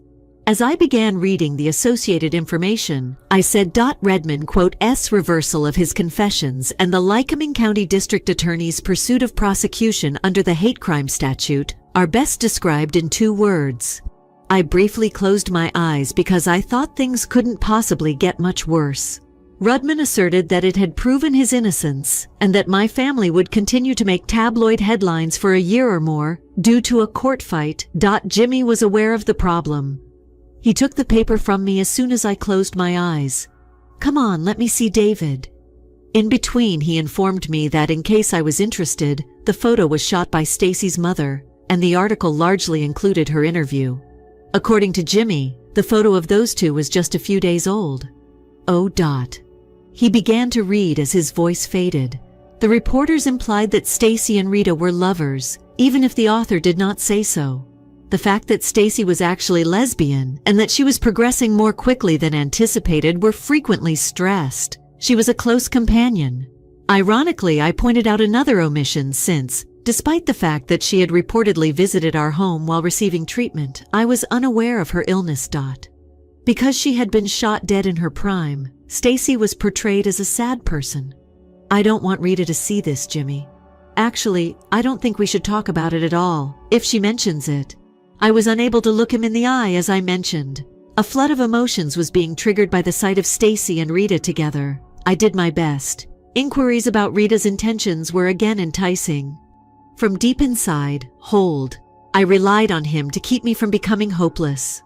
For as long as I've known him, my brother-in-law has been an optimist. He never saw the negative side of things. For him, the trend was always upward, and the glass was always half full. No matter how much space you put him in, he would unavoidably look for the pony. I know you adore Rita, David. Above all, I've no doubt that she adores you. She has from our early years. All I ask is that you begin with that belief and then show it by finding out why she got here. She must have had a compelling reason. And it's not disclosed in this story. That still doesn't make things any easier, I know. The more I think about her arrival conditions, the more it annoys me. She made the decision to take a girlfriend on a secret camping vacation, and to finish it off, she nearly lost her life on the journey, and one person died. As I told Jimmy about my concerns, my voice trailed off. How am I supposed to see that? What if she had chosen a man instead of a homosexual girlfriend? Do I need to handle it that way? Would it bother me to find her sneaking out of the forest for a few days by herself with a man? Married women are still not supposed to do that, even if I don't believe anything occurred. Rita understands that. What other reason would she have to hide it from me? Jimmy leaned closer. Have you finished yet? I was startled out of it by that. I was letting my hair down. It was healing. In reply, I gave him a single smile. Yes, I'm finished. Excellent. For what length of time were you going to act as though their presence didn't bother you? Patrick is not present. You're free to say whatever you want. I'll understand. Before we get to the hospital, please get rid of it. I looked to him and my eyes began to well up with tears. If I loved her that much, I inquired, took a long breath and continued. We nearly lost her. She wasn't accountable though. What brought her here? Jimmy inquired. Tell me please, I don't know. Not the woman I know. Not the lady I've spent the most of my life with. All I get when I attempt to defend her actions is deceit and dishonesty. Jimmy had sympathy in his eyes. Everything he knew about my wife had been perplexed by her actions. At least this is what I know. I am aware that Stacy recently went to the park. This is the place she chose. Rita never would have thought of a romantic retreat. As a result, I received a fairly strange look and continued. Years have passed since allergies. After she had Patrick, she acquired them. Even with her medication, a nature walk would have seemed like an endurance race. But she did come. She needed a really strong incentive. I let out a sigh and continued. And when she arrives, she and Stacy are caught performing. Then, in the hopes that this would trigger the attack, I reiterated what the lieutenant had told me about Redmond's remark. Jimmy shifted in his chair. Got my ass. Do you believe the murderer is present? Some things, but not all of them. Yes, I believe we're right. However, the information we have seems incongruous. If they wanted privacy, why not go to a hotel somewhere in the boonies? I'll have a clearer picture of what transpired. We also pick up her belongings from the impound. I would want to know why, of course, but the problem, you see. I kept my gaze fixed on Jimmy's eyes. Regretfully, Rita's word was soon questioned. Jimmy was aware now that I wasn't entirely sure she hadn't cheated on me. He must have known I was still seeking for another reason too. When I received the answer to that query, I wouldn't be pleased. I was also aware of what was so crucial, that she was willing to deceive me. In any case, we had already gone too far down that path, but it would be really helpful to switch things around. Oh, and he wanted to tell me that he asked how Rita was doing and fed and walked the dogs for us last night. Thank you for that. I completely forgot about Buster and Arthur. I would never get forgiveness from Rita or the kids. Should I let them suffer any harm? Jimmy's eyes gleamed as I introduced his kid. Don't give me credit. Owen initiated the discussion. I was speaking to his mother when you came in. He remained at your place last night. She wanted me to speak to him as if I had some authority since she was so upset. I rarely ever get him to say good morning anymore. That isn't typical for Leon, but I'm not surprised. For the past 2 weeks, he has been sitting at our table almost every night. However, it seems to me that he is attempting to avoid going home. We love having him visit us. I intended to inquire about that. Jimmy moved slightly forward in his chair. His only kid was a lovely boy, and his father was really troubled by the fact that his son would purposefully shun his parents' company, which revealed a lot about their relationship. I thought Jimmy would be more somber. Rather, a little grin appeared on his lips.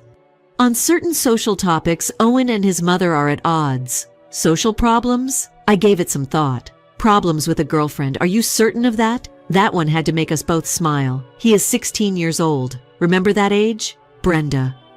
Brendan, I repeated. The memories were clear, but they had long since drifted away from my emotions. Hey, Owen made me 17 years old. Even so, this sounds a bit harsh. She's a girl, as you are well aware. Charlie, aka Eileen Doherty. Likewise. For what purpose? How long is it now? Based on my knowledge of New Year's, it's almost here. Don't talk about it. Charlie is really relieved. He smiled and added, I'm probably going to take out Owen before he does. Alternatively, Mary Elizabeth. If Owen treats Eileen in any way that is even somewhat disrespectful. I nodded to say that he and Mary Elizabeth had 4 children, including Charlie Doherty, a dear friend and wrestling teammate from high school. In addition, she shared her mother's enormous breast. As part of a poorly thought-out dare, one of the lads decided to try and feel her up during recess. Since Eileen got not just her mother's finest line but also a fair amount of her rage, he must not have known her. I had Eileen, the 7th grade math teacher, counsel after I had settled the dispute between the 13-year-olds. The youngster was obviously very self-conscious about her size, and I knew our math instructor had dealt with similar situations before. Halfway across the school, Eileen chased the boy before we ran into each other outside my office. Charlie Doherty didn't go to school. He decided to become a plumber apprentice instead, following high school. He now worked in town as a plumbing contractor. It was perhaps the rub for Giselle that he earned his living by working with his hands. She began dating Owen 4 years later. Does Owen's disobedience stem from his connection with Eileen? I inquired.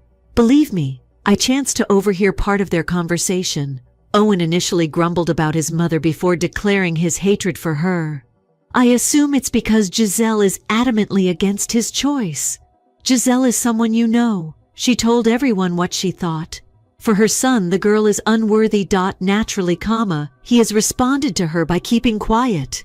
And I'm in the doghouse because they're fighting. You're insane. I overheard you talking to him about detesting his mother. That can't continue. Oh, our conversation went well. He understands my perspective, even though he shares her adamance. Over the past 2 weeks, he has visited your home for dinner. Giselle is just as bad. Naturally. She comes early every day and stays late for overtime. When she enters, she treats me in silence. On the weekends, she just goes to see her moms or sisters. When she does talk to me, her voice is harsh. Even yet, this whole situation is getting stale. I don't know how to stop it. You haven't actually irritated her in any way. Even though Jimmy was my best buddy and eldest, I tried not to smile as I responded. Regarding his wife, I couldn't say the same. Who? Me? He made a deadpan comment. No, it's the exact opposite. Next month we're supposed to be traveling to Hawaii. Giselle would normally be shopping for the trip by now. I approached her about that a few of nights ago, and she very well chewed my head off. Why would such a thing anger someone? I'm not the one. No. Jimmy took a quick look at his watch. We had better move. I'll simply have to wait. We bid one another a brief farewell as I prepared to wake my kid for the journey to meet his mother. I was sitting next to Rita, attempting to read a magazine I had bought, but she was asleep. An hour or 2 later, she grew agitated. The second day, the hospital room appeared much brighter. The sun shone through the open slats, casting a lively sheen on everything. She was obviously waking up from a dream. God! She screamed as her eyes widened and she straightened up. I immediately leaped onto the bed to grab her after dropping my book. I said, "I'm here, darling." Rita had never hugged me that firmly since our children were born. I heard more footsteps coming from the direction of the corridor, and a nurse showed up at the door. My arms were wrapped around her and she was trembling violently. I was sought after by her hands. Her body trembled with sobbing as she buried her face in my chest. In order to preserve her bandages, the nurses were attempting to pull her away by that point. They were dragging me away from her, but I was unaware of it. Those large brown eyes recognized him in a matter of seconds. As I returned to my seat, she pressed the buttons to straighten the bed. "Stacy," she began, turning to face me. "Just one word. A question." I experienced conflicting emotions for a number of reasons. I was limited to shaking my head slightly. Rita sank back onto the cushions, saying that was enough. "Fantastic." In a passionate voice, tears streamed down her cheeks as she went on. "Why, David? Why would somebody wish to murder us?" she asserted. I was pushed, but I was unaware that I had been shot. She appeared to be ahead of herself, not paying much attention. Before I knew it, Stacy had pushed me down and stepped in front of me. She shifted to shield me from the gunfire. It was amazing how she saved my life. Why? Why would they attack us like this? She grasped the side of the bed as she spoke, and I could see the veins in her palm. As her fingers softly interlaced with mine, I instinctively sought for them. As we held hands, she muttered, "It's all my fault." Then she became silent. I could not console her in any way. There had been no reason for the violence. I had no excuse for chaos and murder. Following Patrick into our cells, we both did so. There was only the buzz of the monitors. When I got to the door, Rita and I locked eyes and I turned back to her. Her expression was almost hopeless. It was a brief reprieve. Minutes later, another soldier followed Lieutenant Huntington inside the room. I took this cue to let them talk in private. The sensation of her hand in mine was the most powerful signal Rita put out. We were in love, regardless of her actual connection with Stacy, which I knew for sure. I had previously observed Rita's every action, including her words, voice intonations, and facial expressions. No dishonesty had been found in the search for some crack or degree of dishonesty. Had Stacy been an experiment? A dalliance? The Rita I knew did not wear it. However, I was also aware that beauty is a complex concept, and it was not impossible. Furthermore, at the moment, that was the only inference I could make. Furthermore, why would she claim that she was solely to blame? The murder of Stacy disqualified her as a potential suitor if they had been lovers. But it wouldn't fulfill my need for loyalty. A dead lady is not someone I could or would compete with. As I left the room, I brushed those thoughts aside. Outside the door stood my father, Jimmy, and Patrick. I explained nearly everything that had transpired right away. Without expressing it, their stance conveyed their relief at knowing Rita. We all knew we may go shortly. It was just a question of time. We were alone at home once more, and I knew I would find out the truth.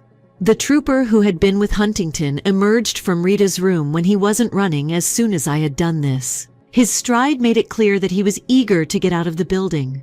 The four of us were not unaware of what she had done. Therefore, when he initially came out, he nodded slightly to the others, which felt intimate to me. As he began, I sensed urgency in his voice. "For the time being, we will assign a guy to keep watch over your wife's chamber. Is anything wrong?" I replied, then was taken aback. "When I showed your wife the lineup photos, perhaps she would identify Redmond right away." However, she recalled that when she and Miss Romano came upon him, he was with another man on the route. No second individual was known to us. Given that our man never specified a traveling companion, it could turn out to be nothing. I am concerned. Is it possible that this other person participated in the dismissal? Not sure. We know that .22 caliber firearms were used to shoot both women.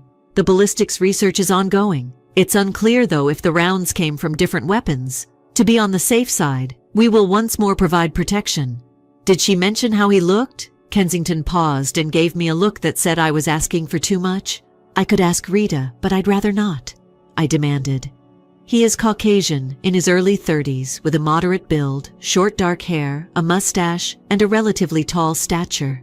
He appeared to be above Miss Romano, therefore we might estimate that he is around 6 feet 5 inches. This will make it easier for us to find him. He "s long gone if he's intelligent. Given that we located the one registered to Rodman, he could have his own car. Furthermore, there was no indication of a spouse. He would therefore begin his journey less than 300 miles from the Canadian border, and I would go there. And so Linton stopped again and studied our faces. "Look, none of you need to be the hero. We quote LL get him if he's around. We also don't know if Rodman was engaged at any stage other from his views. In any case, avoid becoming involved. Kensington began to depart after breakfast. I had been bothered by something, but it wouldn't hurt to ask another question. What's this I've heard about Rodman reconsidering the confession, Lieutenant? Then what? Where can one locate such a hearing? The newspapers. The front page features it. USA Today. Kensington appeared to suppress a grin. They misidentified it, that's what. Our guy has been really beneficial. Now that I know his acquaintance, I anticipate that he will relinquish him without any issues. Don't trust everything you read in the papers. Regards, Lieutenant. Chapter 4. Salutations from the Cavalry. Jimmy said he needed to call someone. Soon after they departed. Huntington. My father and I were therefore on our own. We made the decision to wait in the visitors' lounge instead of the hall. Rita had just been up for an hour. In the end, it was plenty time to see Patrick, but no one else. Since his arrival, we had never been by ourselves until now. He could have felt compelled to talk. Alexandra, where are you? She should follow Patrick inside. We don't have her here. Tonight she is coming up. I added that she wasn't home when I received the call since her response made me look suspect. He frowned when I said that. I was familiar with that look and understood what lay next. She wasn't at home. Your mother said that after 2 a.m, police called. Papa is a 19-year-old woman. She was sleeping at a girlfriend's place. When I tried to call her, she was not using her phone. Her companion also doesn't have a phone. Humph, she need to be present. Waiting for my father, no matter how old he was a critique of my parenting style. Kids always required guidance. At the same moment, a hand moved across the back of my head and down. Only my sister Julia was allowed to make fun of my baldness in this way, so the contact felt familiar. I could tell from a distance that she had not altered much. Julia might easily be mistaken for an older Catherine Zeta-Jones at 4'8". The eyes were still bright with mischievous intentness, but the hair was a shade of green. Julia turned to give Papa a hug after I did. Is she conscious? As she released him, she responded. Yes, I responded, glancing out over my shoulder. As of a few hours ago. My dad inquired. You came up alone? Not at all, Papa. Chris. Her spouse took issue with that. So Howard and Gloria rode with me. After dropping us off, Howard turned back. I suppose we take a trip together home. As she had done when I was a little girl, my sister must have heard some of the earlier talk. For me, she ran cover. The choice of Howard's name was deliberate. Gloria and Howard, a couple whose relationship still baffled Papa, were his next target. As well as my mom. The mere mention of his name caused her to grimace. To get away, the idiot crashed into an open elevator shaft. The individual. That affair undoubtedly contributed to Gloria's cynicism and avoidance of marriage. She comes after Julia and is 5 years older than me. She has 2 adult kids and was also a widow. While fleeing from her spouse, her husband lost his life. According to my parents, Howard was her lover and a liar. They started dating a few years after her husband passed away, and they are still together 10.5 years later. They continued to live apart and were not married. The situation was made even more painful by the fact that he was loyal to my sister. She was totally oblivious to him. Harper frequently questioned Howard's masculinity for putting up with such an unbearably drawn-out courting. What guy would become a willing servant with no chance of freedom and assist in raising another man's children? After Julia gave Howard's name, my father spent the rest of the day focusing on Gloria's link, rather than my daughter's absence. The fact that he was not bringing up Rita's illness suggested that he was no longer concerned about her, which may sound odd. It also implied that he wouldn't talk about other reasons why she came here. His adoptive daughter was my wife. Like her previous children, she was very protective of her. Even after the rest of my family had gone back to the lounge, Julia would sometimes glance at me to let me know that she had pulled another prank on Papa for the 100th time. We tried to monitor my wife, but neither the state police nor the administrative staff found it funny or sympathetic. Reluctantly, we made our way back to the hotel after as much delay as possible. We were hungry long after visiting hours were over. She certainly inherited my eyes, but thankfully the rest of her reflected her mother's appearance and demeanor. My daughter and my sister-in-law Giselle, who was making her usual appearance, came about the middle of the meal. Alice had grown into such a young woman that I was surprised. Giselle is the last person I would want to see in any challenging circumstance. I was always annoyed by her aggressive approach and fake demeanor. She was aware of her breathtaking attractiveness. As she went by, she stopped. I understood that Shade would probably not survive the summer because Giselle was a part-time model. Her attire, which flowed when she entered the room, appeared to be more formal than was necessary for a hospital visit. The runway. That was undoubtedly done to help any aspiring photographers. Platinum blonde was her new hair color. Regardless of her attire, Giselle carried Alice's quiet face of pain and bewilderment on my daughter. I was aware of her aunt's genuine suffering. It was placed on her face too perfectly. She was not accustomed to showing emotion to me. Alice rushed into my arms and held on to me tightly. Her concerns weren't being confused with anything else. How is your mother doing? Still sleeping, she asked with teary eyes. Then I said, don't worry. The worst of it is over for her. She will be all right. A part of me was relieved to see Gloria. Through Rita and myself, she and Giselle had become old friends. Gloria may moderate her candor, perhaps. As her aunt walked around the table greeting everyone, she remained with me. Have you seen the newspaper, Yami? I quit my work today because I was too embarrassed to come in. Reporters called the residence this afternoon to ask about Rita and that woman. They asked a range of questions, unsure of how to explain whether or not they were participating. Jaime came running to our aid. In an effort to soothe Giselle, he reached over and touched her arm while leaning in close. This is not the time, he said when that failed, and Giselle quickly disregarded him. My two kids were exhibiting signs of nervousness. What had the woman and Rita been up to? Jimmy exclaims, your mother's situation is improving, but she kept challenging Jill.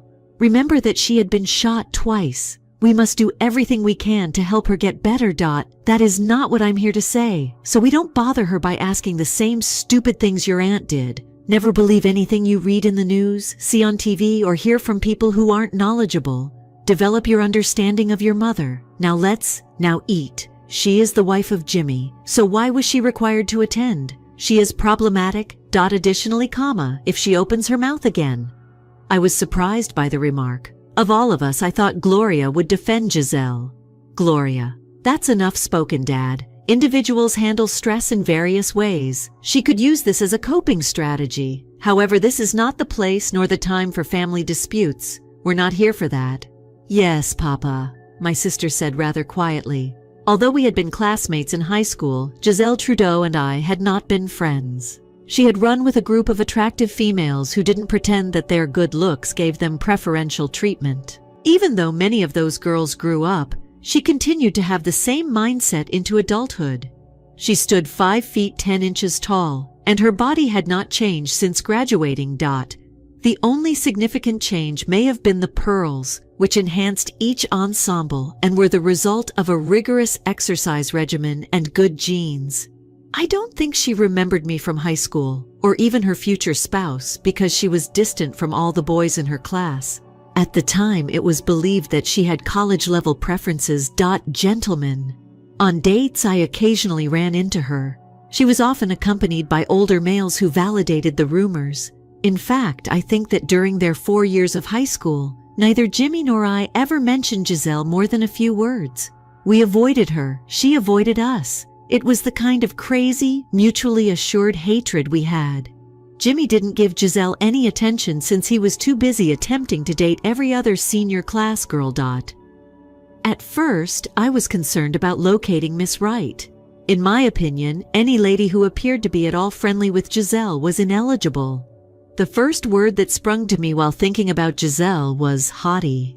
Despite being married for 18 years, I still struggled to comprehend what Jimmy saw in her. She was quite gorgeous, to be sure, but pretty is as wonderful as beauty. Even her appearance was unable to counter the patronizing tone. My best assumption was that she was smitten with the photo he showed her. She enjoyed being accompanied by a man whose genuine and outgoing manner she admired but was unable to emulate. With that final thinking, she essentially capitalized on his reputation. I realized that I could have been judging her too severely and directing my anger onto her.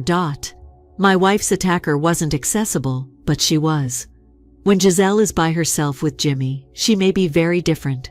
Besides, it would have been hard for anyone to join our clan. Rita, Jimmy, and I had the closest relationship possible. Our familiarity stemmed from our common experiences, friendships, and early years. In actuality, we had interacted during moments when I thought she was intriguing and kind of likable. Gloria, my sister, and I frequently went shopping together because of lack of tact. She frequently used her presence to defend herself against my objections. I realized that night that I probably should have given her more thought than I was. Papa was correct. Each of us responds to stress in a unique way. I shouldn't have expected her to conform to any preconceived notions about typical mourning or anxiety patterns. She never returned to the table with Jimmy. The fact that she would not be the only one to question Rita's actions saddened me. There would be a lot more, and it would be best for us all if I adapted to that as quickly as possible. When the restaurant closed, Julia and I were the only ones left. The others had gone to their rooms. We didn't need to part from one another. By this point, we had switched to more comfortable hotel lobby sitting. At around 10:30 p.m., Julia said, "It isn't accurate. What do you know is untrue? That Stacy and Rita shared a bed. I don't think so for a second." "Now, Gloria," she remarked, "that person fits the bill." Ignoring her attempt at humor, I began to fumble with my coffee cup and wished I could be as certain as you are. It quote, "As hard to imagine Rita is a late bloomer who decided to come out of the closet in this manner. She couldn't have foreseen the violence, but she had another motive for being here. Rita would never purposefully miss a conference. Her passion for her profession has never wavered. In addition, is it really that hard to think she may be in love with Stacy?" For a while, my sister looked into my eyes. "I see it. Are you afraid of that? She had another woman with her. What concerns you the most, shouldn't it? Another lady is too strong for me." "Julia, we're done if she favors ladies. Our marriage would be over even if Stacy were an experiment." Julia came over to take a seat next to me. "Rita wouldn't try that kind of thing. She is a person who makes commitments to people, ideas, and things. She would have informed you if she was in love with Stacy. There would be no dishonesty, no gratification. No, seek out a different response, because it's impossible to do that one." "But," I remarked, "they spoke so often." "I'm not ignorant about lesbians. I am aware that relationships are more important than love. The actions that precede a physical meeting. You don't realize that I've witnessed ladies in love." My sister said, "I've seen the club." "Yes." Julia's cell rang. Then she quickly opened it after grabbing it out of her handbag. "I've got a ride waiting." "I had better leave," she said. "In the morning I'll see you. Recall that we are talking about Rita. Those other women are not her, whatever your worries." After giving me a cheek kiss, Julia turned away. I was perplexed. Who was that? She was texted by that? It couldn't have been Howard. I quickly rejected that way of thinking. I was becoming too suspicious. I looked at everything. I talked to Lieutenant Huntington every time, and my antenna had gone up. He appeared to be a little too accommodating and forthcoming with information, but maybe it was nothing. Julia S call got me thinking about my own phone.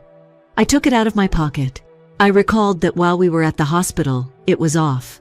I reviewed my communications after getting aboard. Together with voicemails from a buddy I hadn't spoken to in a few years, I received the most of them in the afternoon. Some reporters and some of my employees at the school. I just took out the final one, hers. I went over once more. Her message had best wishes for Rita and myself, and her voice soothed me. However, at the beginning of this dream, I felt a hint of worry. I was uneasy too. It appeared to be related to a past incident, but that was not possible. Now that she knew it was irrelevant, my buddy was using her right to be worried. I remembered to give her a call first thing in the morning to reassure her about Rita, her condition, and the reasons she had jeopardized our friendship. The major concerns were still to visit this location. Story 3. After 6 years, my family wants to get back in touch. All right, so please be patient with me while I explain this lengthy narrative in English, which is not my native language. Here I'm using fictitious names. I'm Mike, and I'm 45 years old. Sarah, my 45-year-old high school sweetheart, was my wife. Together we have 4 daughters. Jane is 24 years old, Tori is 22 years old, Brianna is 21 years old, and Claire, who is 18. I was barely 14 years old when I first met Sarah. We immediately began dating. Sarah was adored by my parents from the start. They treated her like a member of the family, and she became like the daughter they never had. My father sat me down and gave me dating advice, I recall. Always have good communication with each other and think before you make any big decisions, he would advise. I made an effort to heed the wise counsel. Sarah and I dated throughout high school and beyond, and we remained together for 7 years. Then one day we learned that she was expecting Jane. Our first daughter. Happiness was erupting in both of us. Soon after learning of the pregnancy, we made the decision to be married, and we have since started a lovely family. Nevertheless, amid all of this joy, there remained a significant issue. Jack, my younger brother, is currently 43 years old. Even during our high school years, Jack had a constant infatuation on Sarah. There was some friction between us because of this infatuation of his. I loved my brother, but I also loved Sarah, and I didn't want anything to get in the way of our relationship, so it was incredibly difficult for me. Since Jack was my brother and Sarah had repeatedly informed me that she had no feelings for him, I made an effort to ignore it. However, rather than being pleased for us, Jack's reaction when he learned that Sarah and I were engaged was incredibly negative. He attempted to get Sarah to leave me for him after confessing his love for her. Being the amazing person that she is, Sarah filled me in on everything. She made it obvious that she had no interest in Jack and didn't keep anything from me. When I discovered what Jack had done, she wanted to be with me because she loved me. I was enraged. I was wounded and felt deceived. I was prepared to face him and, if necessary, to fight him. I didn't want my happiness with Sarah to be ruined by him. I also couldn't trust Jack anymore, and I was prepared to shut him out of my life entirely. Sarah, the mediator, cautioned me against acting hastily. She didn't want Jack's behavior to tear our family apart. I tried to put it behind me after listening to Sarah. I wanted to do what was best for our family, even if it was incredibly difficult. Sarah and I concentrated on raising our girls and creating a life together throughout the years. Despite all of the difficulties we encountered, we never wavered and helped one another out. Sarah and my parents, my 68-year-old dad and my 66-year-old mom, had to persuade me to keep my brother Jack in my life. Like any other couple, Sarah and I had a wonderful marriage. Even though we had our ups and downs, I wouldn't alter a thing. We were a devoted couple who cherished each other and our kids beyond anything else. After the event, I felt that Jack had moved past his crush on Sarah, and our friendship improved. However, I was mistaken. Jack still harbored feelings for Sarah and intended to end our relationship more than 6 years ago one day. After a week gone due to work, I returned home. My wife, brother, and children were all in the living room when I arrived. My girls and Sarah were sobbing, and they screamed at me when they saw me. "How could you do this to me?" Sarah questioned, glancing at me. Perplexed, I inquired as to her meaning. "Cheating," she claimed. I was surprised. I had never cheated on her in our 25 years of dating. When I questioned her about why she believed I had strayed, she gave me some messages and images that purportedly demonstrated my affair with a coworker. I questioned her about the source of this knowledge. My brother Jack immediately jumped in and said that this buddy and coworker had confessed to him and provided him with the evidence. I broke down in tears and pleaded with Sarah to believe me. She did not trust me when I informed her that Jack was solely to blame for this. She threw me out of the home after giving me a facial smack. I was devastated and unsure of what to do before I went. It seemed unbelievable to me that Jack would go to such lengths to attempt to destroy my family. Despite having to leave, I was committed to proving my innocence and reuniting with my family. Tori and Jane called me a variety of derogatory names. The statement, "You are a disgrace to our family," was the one that wounded the most. I spent a lot of time trying to convince the girls and Sarah that things were reasonable. Unfortunately, it was all in vain since I wanted them to know that I would never cheat on them. My father claimed that if I were a true man, I would have a simple and speedy divorce before the year ended, and my parents shunned me. My girls stopped wanting to see me when Sarah and I eventually got divorced. Sarah and Jack were married in the start of 2017. I received a message from my daughter expressing that they detested me and didn't want to interact with me. They said that a new father figure had entered their lives. Although it was really difficult, I eventually learned to move on after a lot of treatment. My hope was always that my family would learn the truth. However, I came to accept that they might never do so.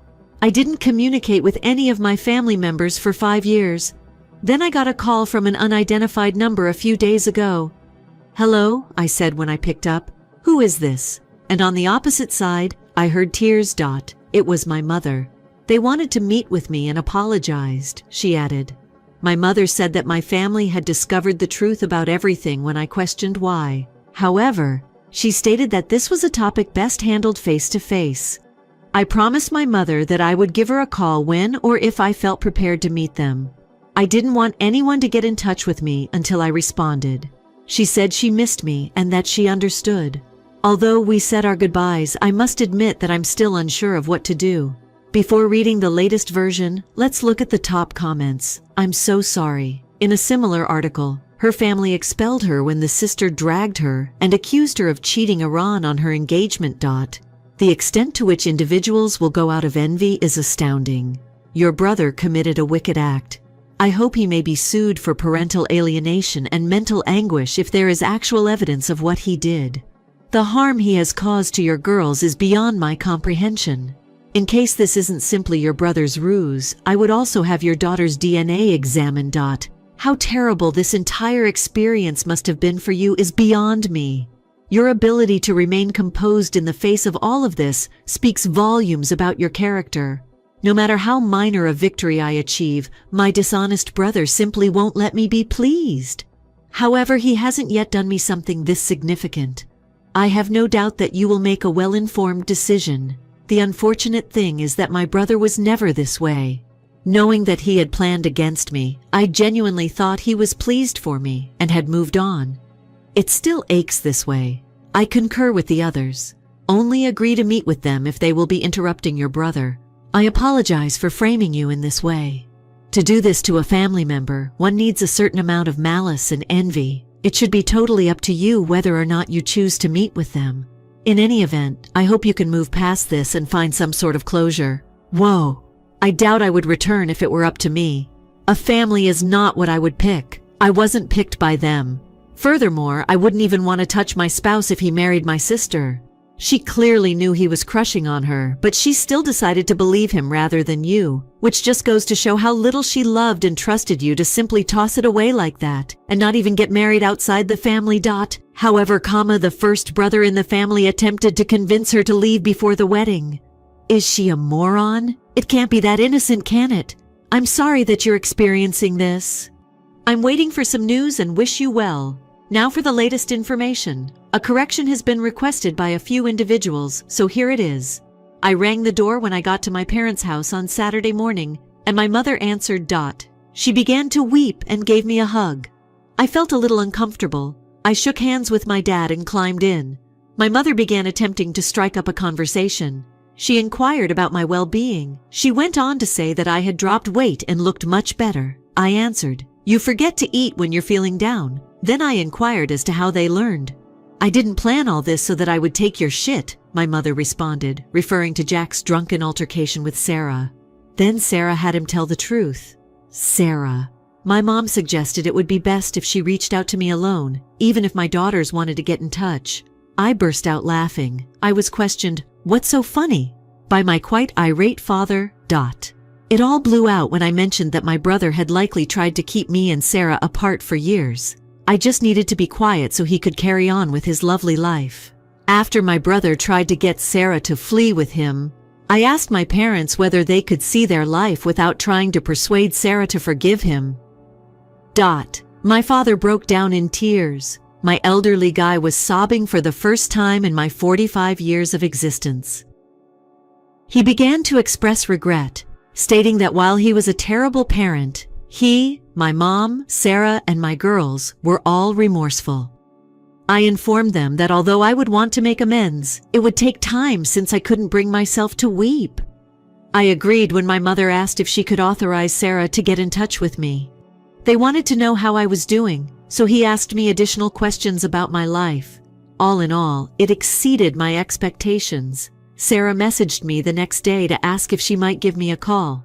A few hours later, I responded that she couldn't T. She phoned me even 5 minutes later. She inquired about my well-being. It might be worse, I assured her, considering the situation. She told me that she and her girls weren't doing well when I inquired how they were, following my brother's admission, Sarah. After feeling guilty, my daughters expelled my brother. I respond to certain inquiries. Why did she wed Jack so soon? Why didn't she believe me too? She broke down in tears. She said that my brother had been her pillar of support both before and after our divorce. According to Sarah, they finally began dating and were married as a result, and hearing this startled me. She became pregnant. It surprised me when I heard it. She repeated it when I asked her to. I needed time, I informed her. I didn't want her to have unrealistic expectations, so I cautioned that the likelihood of us reconciling is slim. She said she understood, but she started crying a little more. I love you, was how she concluded the chat. I just bid them farewell. My mother served as a conduit for communication between my girls and me. We met yesterday after she suggested a park after I messaged her about wanting to meet my girls in a public setting. My girls were already there when I arrived. Jane, my 24-year-old, leaped on me before I could even understand that I was seeing them for the first time in almost 5 years. She started apologizing and pleading with me while weeping. Do not despise them. For a few minutes we held each other tightly. She didn't appear to want me to go. My 18-year-old Claire had to remove Jane from me in order to visit my 22-year-old, who inquired about my well-being. I stared at her for a moment. Her growth over the past few years still caught me off guard. The last 6 years, however, also seemed to rush across my eyes. After the divorce, I spent some time thinking about the good old days and pondering if life was still worth living while looking at photos of Sarah, the daughters, and myself together. I informed Tori that I had gotten a cat after a little pause. I told her that he was my best buddy and a wonderful cat, and that I wouldn't be here talking to her if it weren't for him. As soon as I finished speaking, my daughters all burst into tears. Even though I was sobbing inside as I stared at them, I managed to keep my composure. They all apologized for not believing me and pleaded with me to pardon them. I assured them that although I loved them unconditionally, I would need time to fully forgive them, and that they would need to express their regret to me via their deeds rather than their words. Jane had a ring on, and I saw it. I questioned her about it. She informed me that 2 years ago, she and her longtime partner were married. Now that I knew I had missed my daughter's wedding, I was on the verge of crying. She answered in a low voice, "Yes," when I inquired if she had walked down the aisle. I started weeping uncontrollably because I simply couldn't handle it any longer. I had to acknowledge that a hole had stolen me of all I valued. Walking my daughter down the aisle was one of the things I longed for the most. I was sobbing and looking awful, and I could see Jane was also depressed. I assured her that I wouldn't worry about it and that I would go on. She simply gave me another wordless embrace. We remained in that state for a considerable amount of time. Jane expressed her regret once again when we ended the embrace. My girls agreed when I said that I needed a few days, but I would really like to have family therapy with them. It was nice to have a casual talk with my girls as we catch up on one another's lives. I got their phone numbers from them. I gave each and every one of them a long, firm embrace as we said our goodbyes. I want to begin the third post by expressing my gratitude to everyone for their support. I've been receiving messages from a user, and his advice on my predicament has been really beneficial. I told him that Jack was somewhat always competitive, and that our parents always complimented him for his grades. This guy viewed Sarah and my girls as trophies, and thought my brother may be a narcissist. Last Saturday, my girls and I went to therapy. I entered first and told the therapist that I was worried that Jack was a narcissist. She informed me that although it was not definite, my worries may be valid. Although a little emotional, my therapy session was beneficial. I began by describing how I felt throughout this entire period, how many nights I sobbed, how I missed Sarah and the children, how I experienced nightmares, and how difficult it was for me. Although my girls did speak, it was difficult to grasp what they were saying. They sobbed the entire time, and as time passed, their tears became more intense, till I had to reassure them that I wasn't angry with them. The session came to a conclusion, and although I'm not sure what will happen, we will go to our second session on Friday. I'm optimistic that I can mend my friendship with my girlfriends. On Tuesday, I also had supper with my girls. They brought a copy of our photos and they got to meet my cat. It went well. It was a good present. While on a work trip, she added, "Tell my wife." I didn't think she would do this. My wife, who is 39, and I, who are 43, have been married for 6 years and have been together for 11. Our child is a toddler. 5 days ago, I found out about a month-long affair between my wife and a coworker. 2 weeks before, on a work trip, they had spent time in her hotel room, which included a lot of kissing. I found out about this through a Facebook message from the mother of the affair partner's wife, the affair partner's mother-in-law, who sent me 15 screenshots of their Instagram conversation from that work trip. The screenshots included comments between the two of them recalling their chair time, as well as numerous kissy face emojis and other flirtatious banter. I was trembling, my heart pounding, and I had tunnel vision as I read the mother-in-law's first Facebook message. When my wife returned downstairs after being upstairs, I asked her if there was anything I should know about that had transpired on the business trip. Here, I discovered that the phrase is called trickle truth. The answer was denials of anything that had occurred. 10 minutes later, she eventually confessed to making out with him in her room after getting wasted at the hotel bar.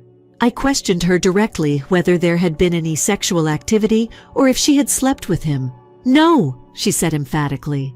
She continued by telling me that there was just prolonged kissing while seated in a chair, no sexual contact, no hands up shirts, no exposed parts, no feeling up, and no erections felt. She has told me this more than once. Well, he took the initiative at the entryway. They then approached the chair. He lay on the other side of the king-sized bed until 6:30 a.m., while she ended up being ill and spending time on the bed, the floor, and the bathroom. The following evening, while traveling to a different place for work, it lasted for 2 nights. He stayed in her hotel room till 10 o'clock at night, or so. She replied, "You can join," in response to his text message inquiring whether she might use some company. She was also watching television. She also kissed a few others that night while she was sober. Prior to this work trip, my wife, who has struggled with alcohol for many years, had been sober for over 6 years. We talked about her wish to reintroduce alcohol into her life, but only on special occasions like date nights or when she went out with me. Featured a conversation about her enjoying drinks with her coworkers on these quarterly outings. She made the idea even though I and practically everyone else in the alcoholism sub clearly disagreed with it. She told me she had many drinks that night, including 2 shots of the hotel bar with her coworkers, but she lied to me about how much she had consumed. This is the first time she has been intoxicated in 6 years. Then this occurs. Go back to the E. According to what I've been informed, the flirting, teasing, and other activities have been occurring since early October. I questioned my wife about her actions. If, as she claims, our marriage is strong, which it is. Together, we had a child. We have a nice home life and don't really dispute about anything. Since she gave birth to her kid 2 years ago, our closeness has decreased. The bedroom isn't dead, though. She told me that it was the thrill, the novelty, and the sense of being wanted, in addition to his being a fantastic coworker. After she had had some time to consider what she had done. Following more in-depth conversations about this school of thought, she said that it probably wouldn't have ever became sexual. I had repeatedly inquired as to how far this would have progressed had neither the AP spouse nor I been aware of this. She came to the conclusion that she liked it since it made him crunch out of his skin, as she puts it, thus giving her some satisfaction over being wanted and desirable, which would probably never be satisfied by a physical relationship. She kept telling me that it just happened and that she had no romantic or personal feelings for this guy. She acknowledged that it was incorrect and self-centered. I told her that the betrayal and the secrecy were the things that wounded me the most. Her problematic connection with drinking caused me to lose sleep and experience a great deal of worry when she left on her work trip. I had no idea that it was the least of my concerns. I received a text the next morning that said, "Baby, so you just have to trust me." I never thought she would do this, though, when I asked her how much she had consumed the night before. I found out that this isn't the first time the affair partner has done this to his wife.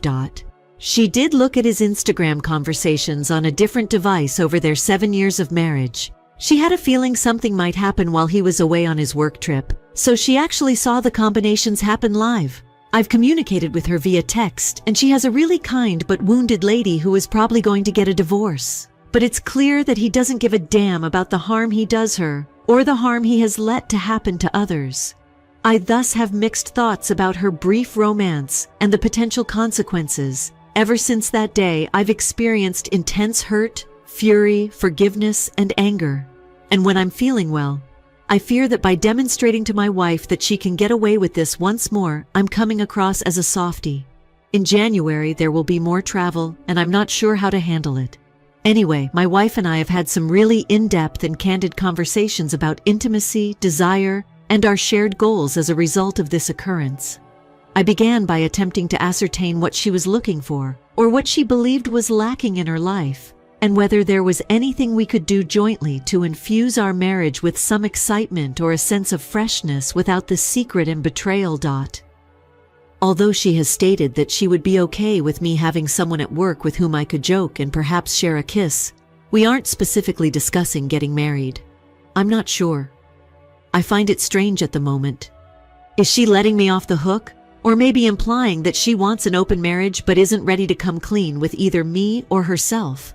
Right now, divorce is not an option. And I understand that an open marriage with some form of boundary isn't the ideal way to handle this kind of situation. I also understand that this shouldn't even be talked or taken into consideration until the marriage is genuinely strong. I appreciate you reading my jumbled ideas. We would appreciate your opinion. Here are a few more remarks. Since they had sex, and most likely had a full-fledged affair for much longer than that trip, she is giving you a pass. Marriages that are open due to adultery are doomed.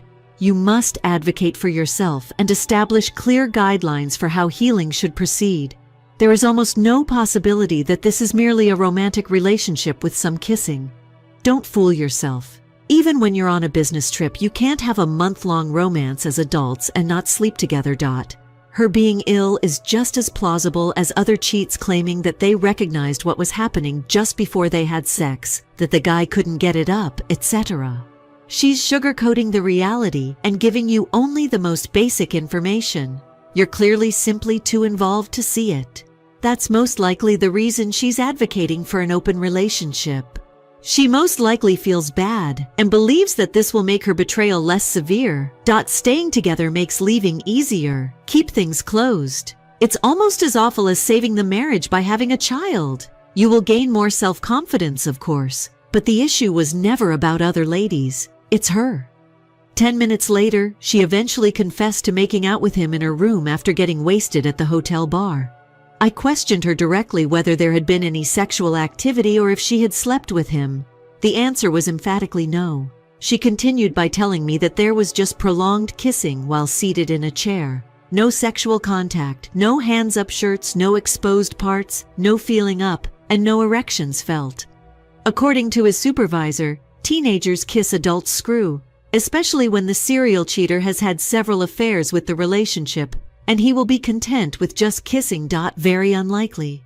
I would wager actual money. There is still a trickle of truth. Although we aren't discussing getting married right now, she has stated that she would be okay with me having someone at work. I could joke around and maybe even share a kiss. I'm not sure. I find it strange at the moment. Is she letting me off the hook or maybe implying that she wants an open marriage but isn't ready to come clean with either me or herself? She is expressing her hope that you would accept her offer to absolve her of her guilt for having previously done so. It also gives me further proof that they had sex. To determine how frequently they spoke and texted, look through your cell phone logs.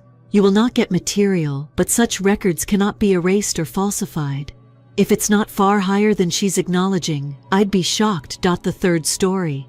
Does my refusal to assist my wife's relatives make me a jerk? I am 34 years old and married to my wife Jessica, 33.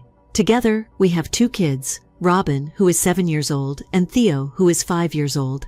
I had no family when I was a child. My biological mother would occasionally take me back, but she would always lose custody or place me back, so I was a foster child who was moved about a lot. When she gave up trying at last. Most people who wanted newborns or very little children didn't want me because I was 11 years old. Without getting adopted or finding a home, I grew out of the system. I had thought that Jessica's family would embrace me when we first met, but that was not the case. But I didn't figure it out for years. They despise me. They don't make it very clear, but I can tell by the way they treat me differently than they do the other sons and daughters-in-law. For example, asking them about their plans for Christmas, while claiming that they didn't expect us to do anything else because I don't have a family, or inquiring about their jobs and advancements, but never me, and then seeming very surprised. Jessica and I both brought up my promotion. Michelle once told foster kid who had received a college scholarship, and the story made the local papers. The entire family's response was, "Wow, it's so surprising that a foster child made it to college." Jessica also said that I attended college. I overheard two of her siblings whispering something about Jessica in that narrative, and they appeared a bit uneasy. They probably think she lied about where we met then.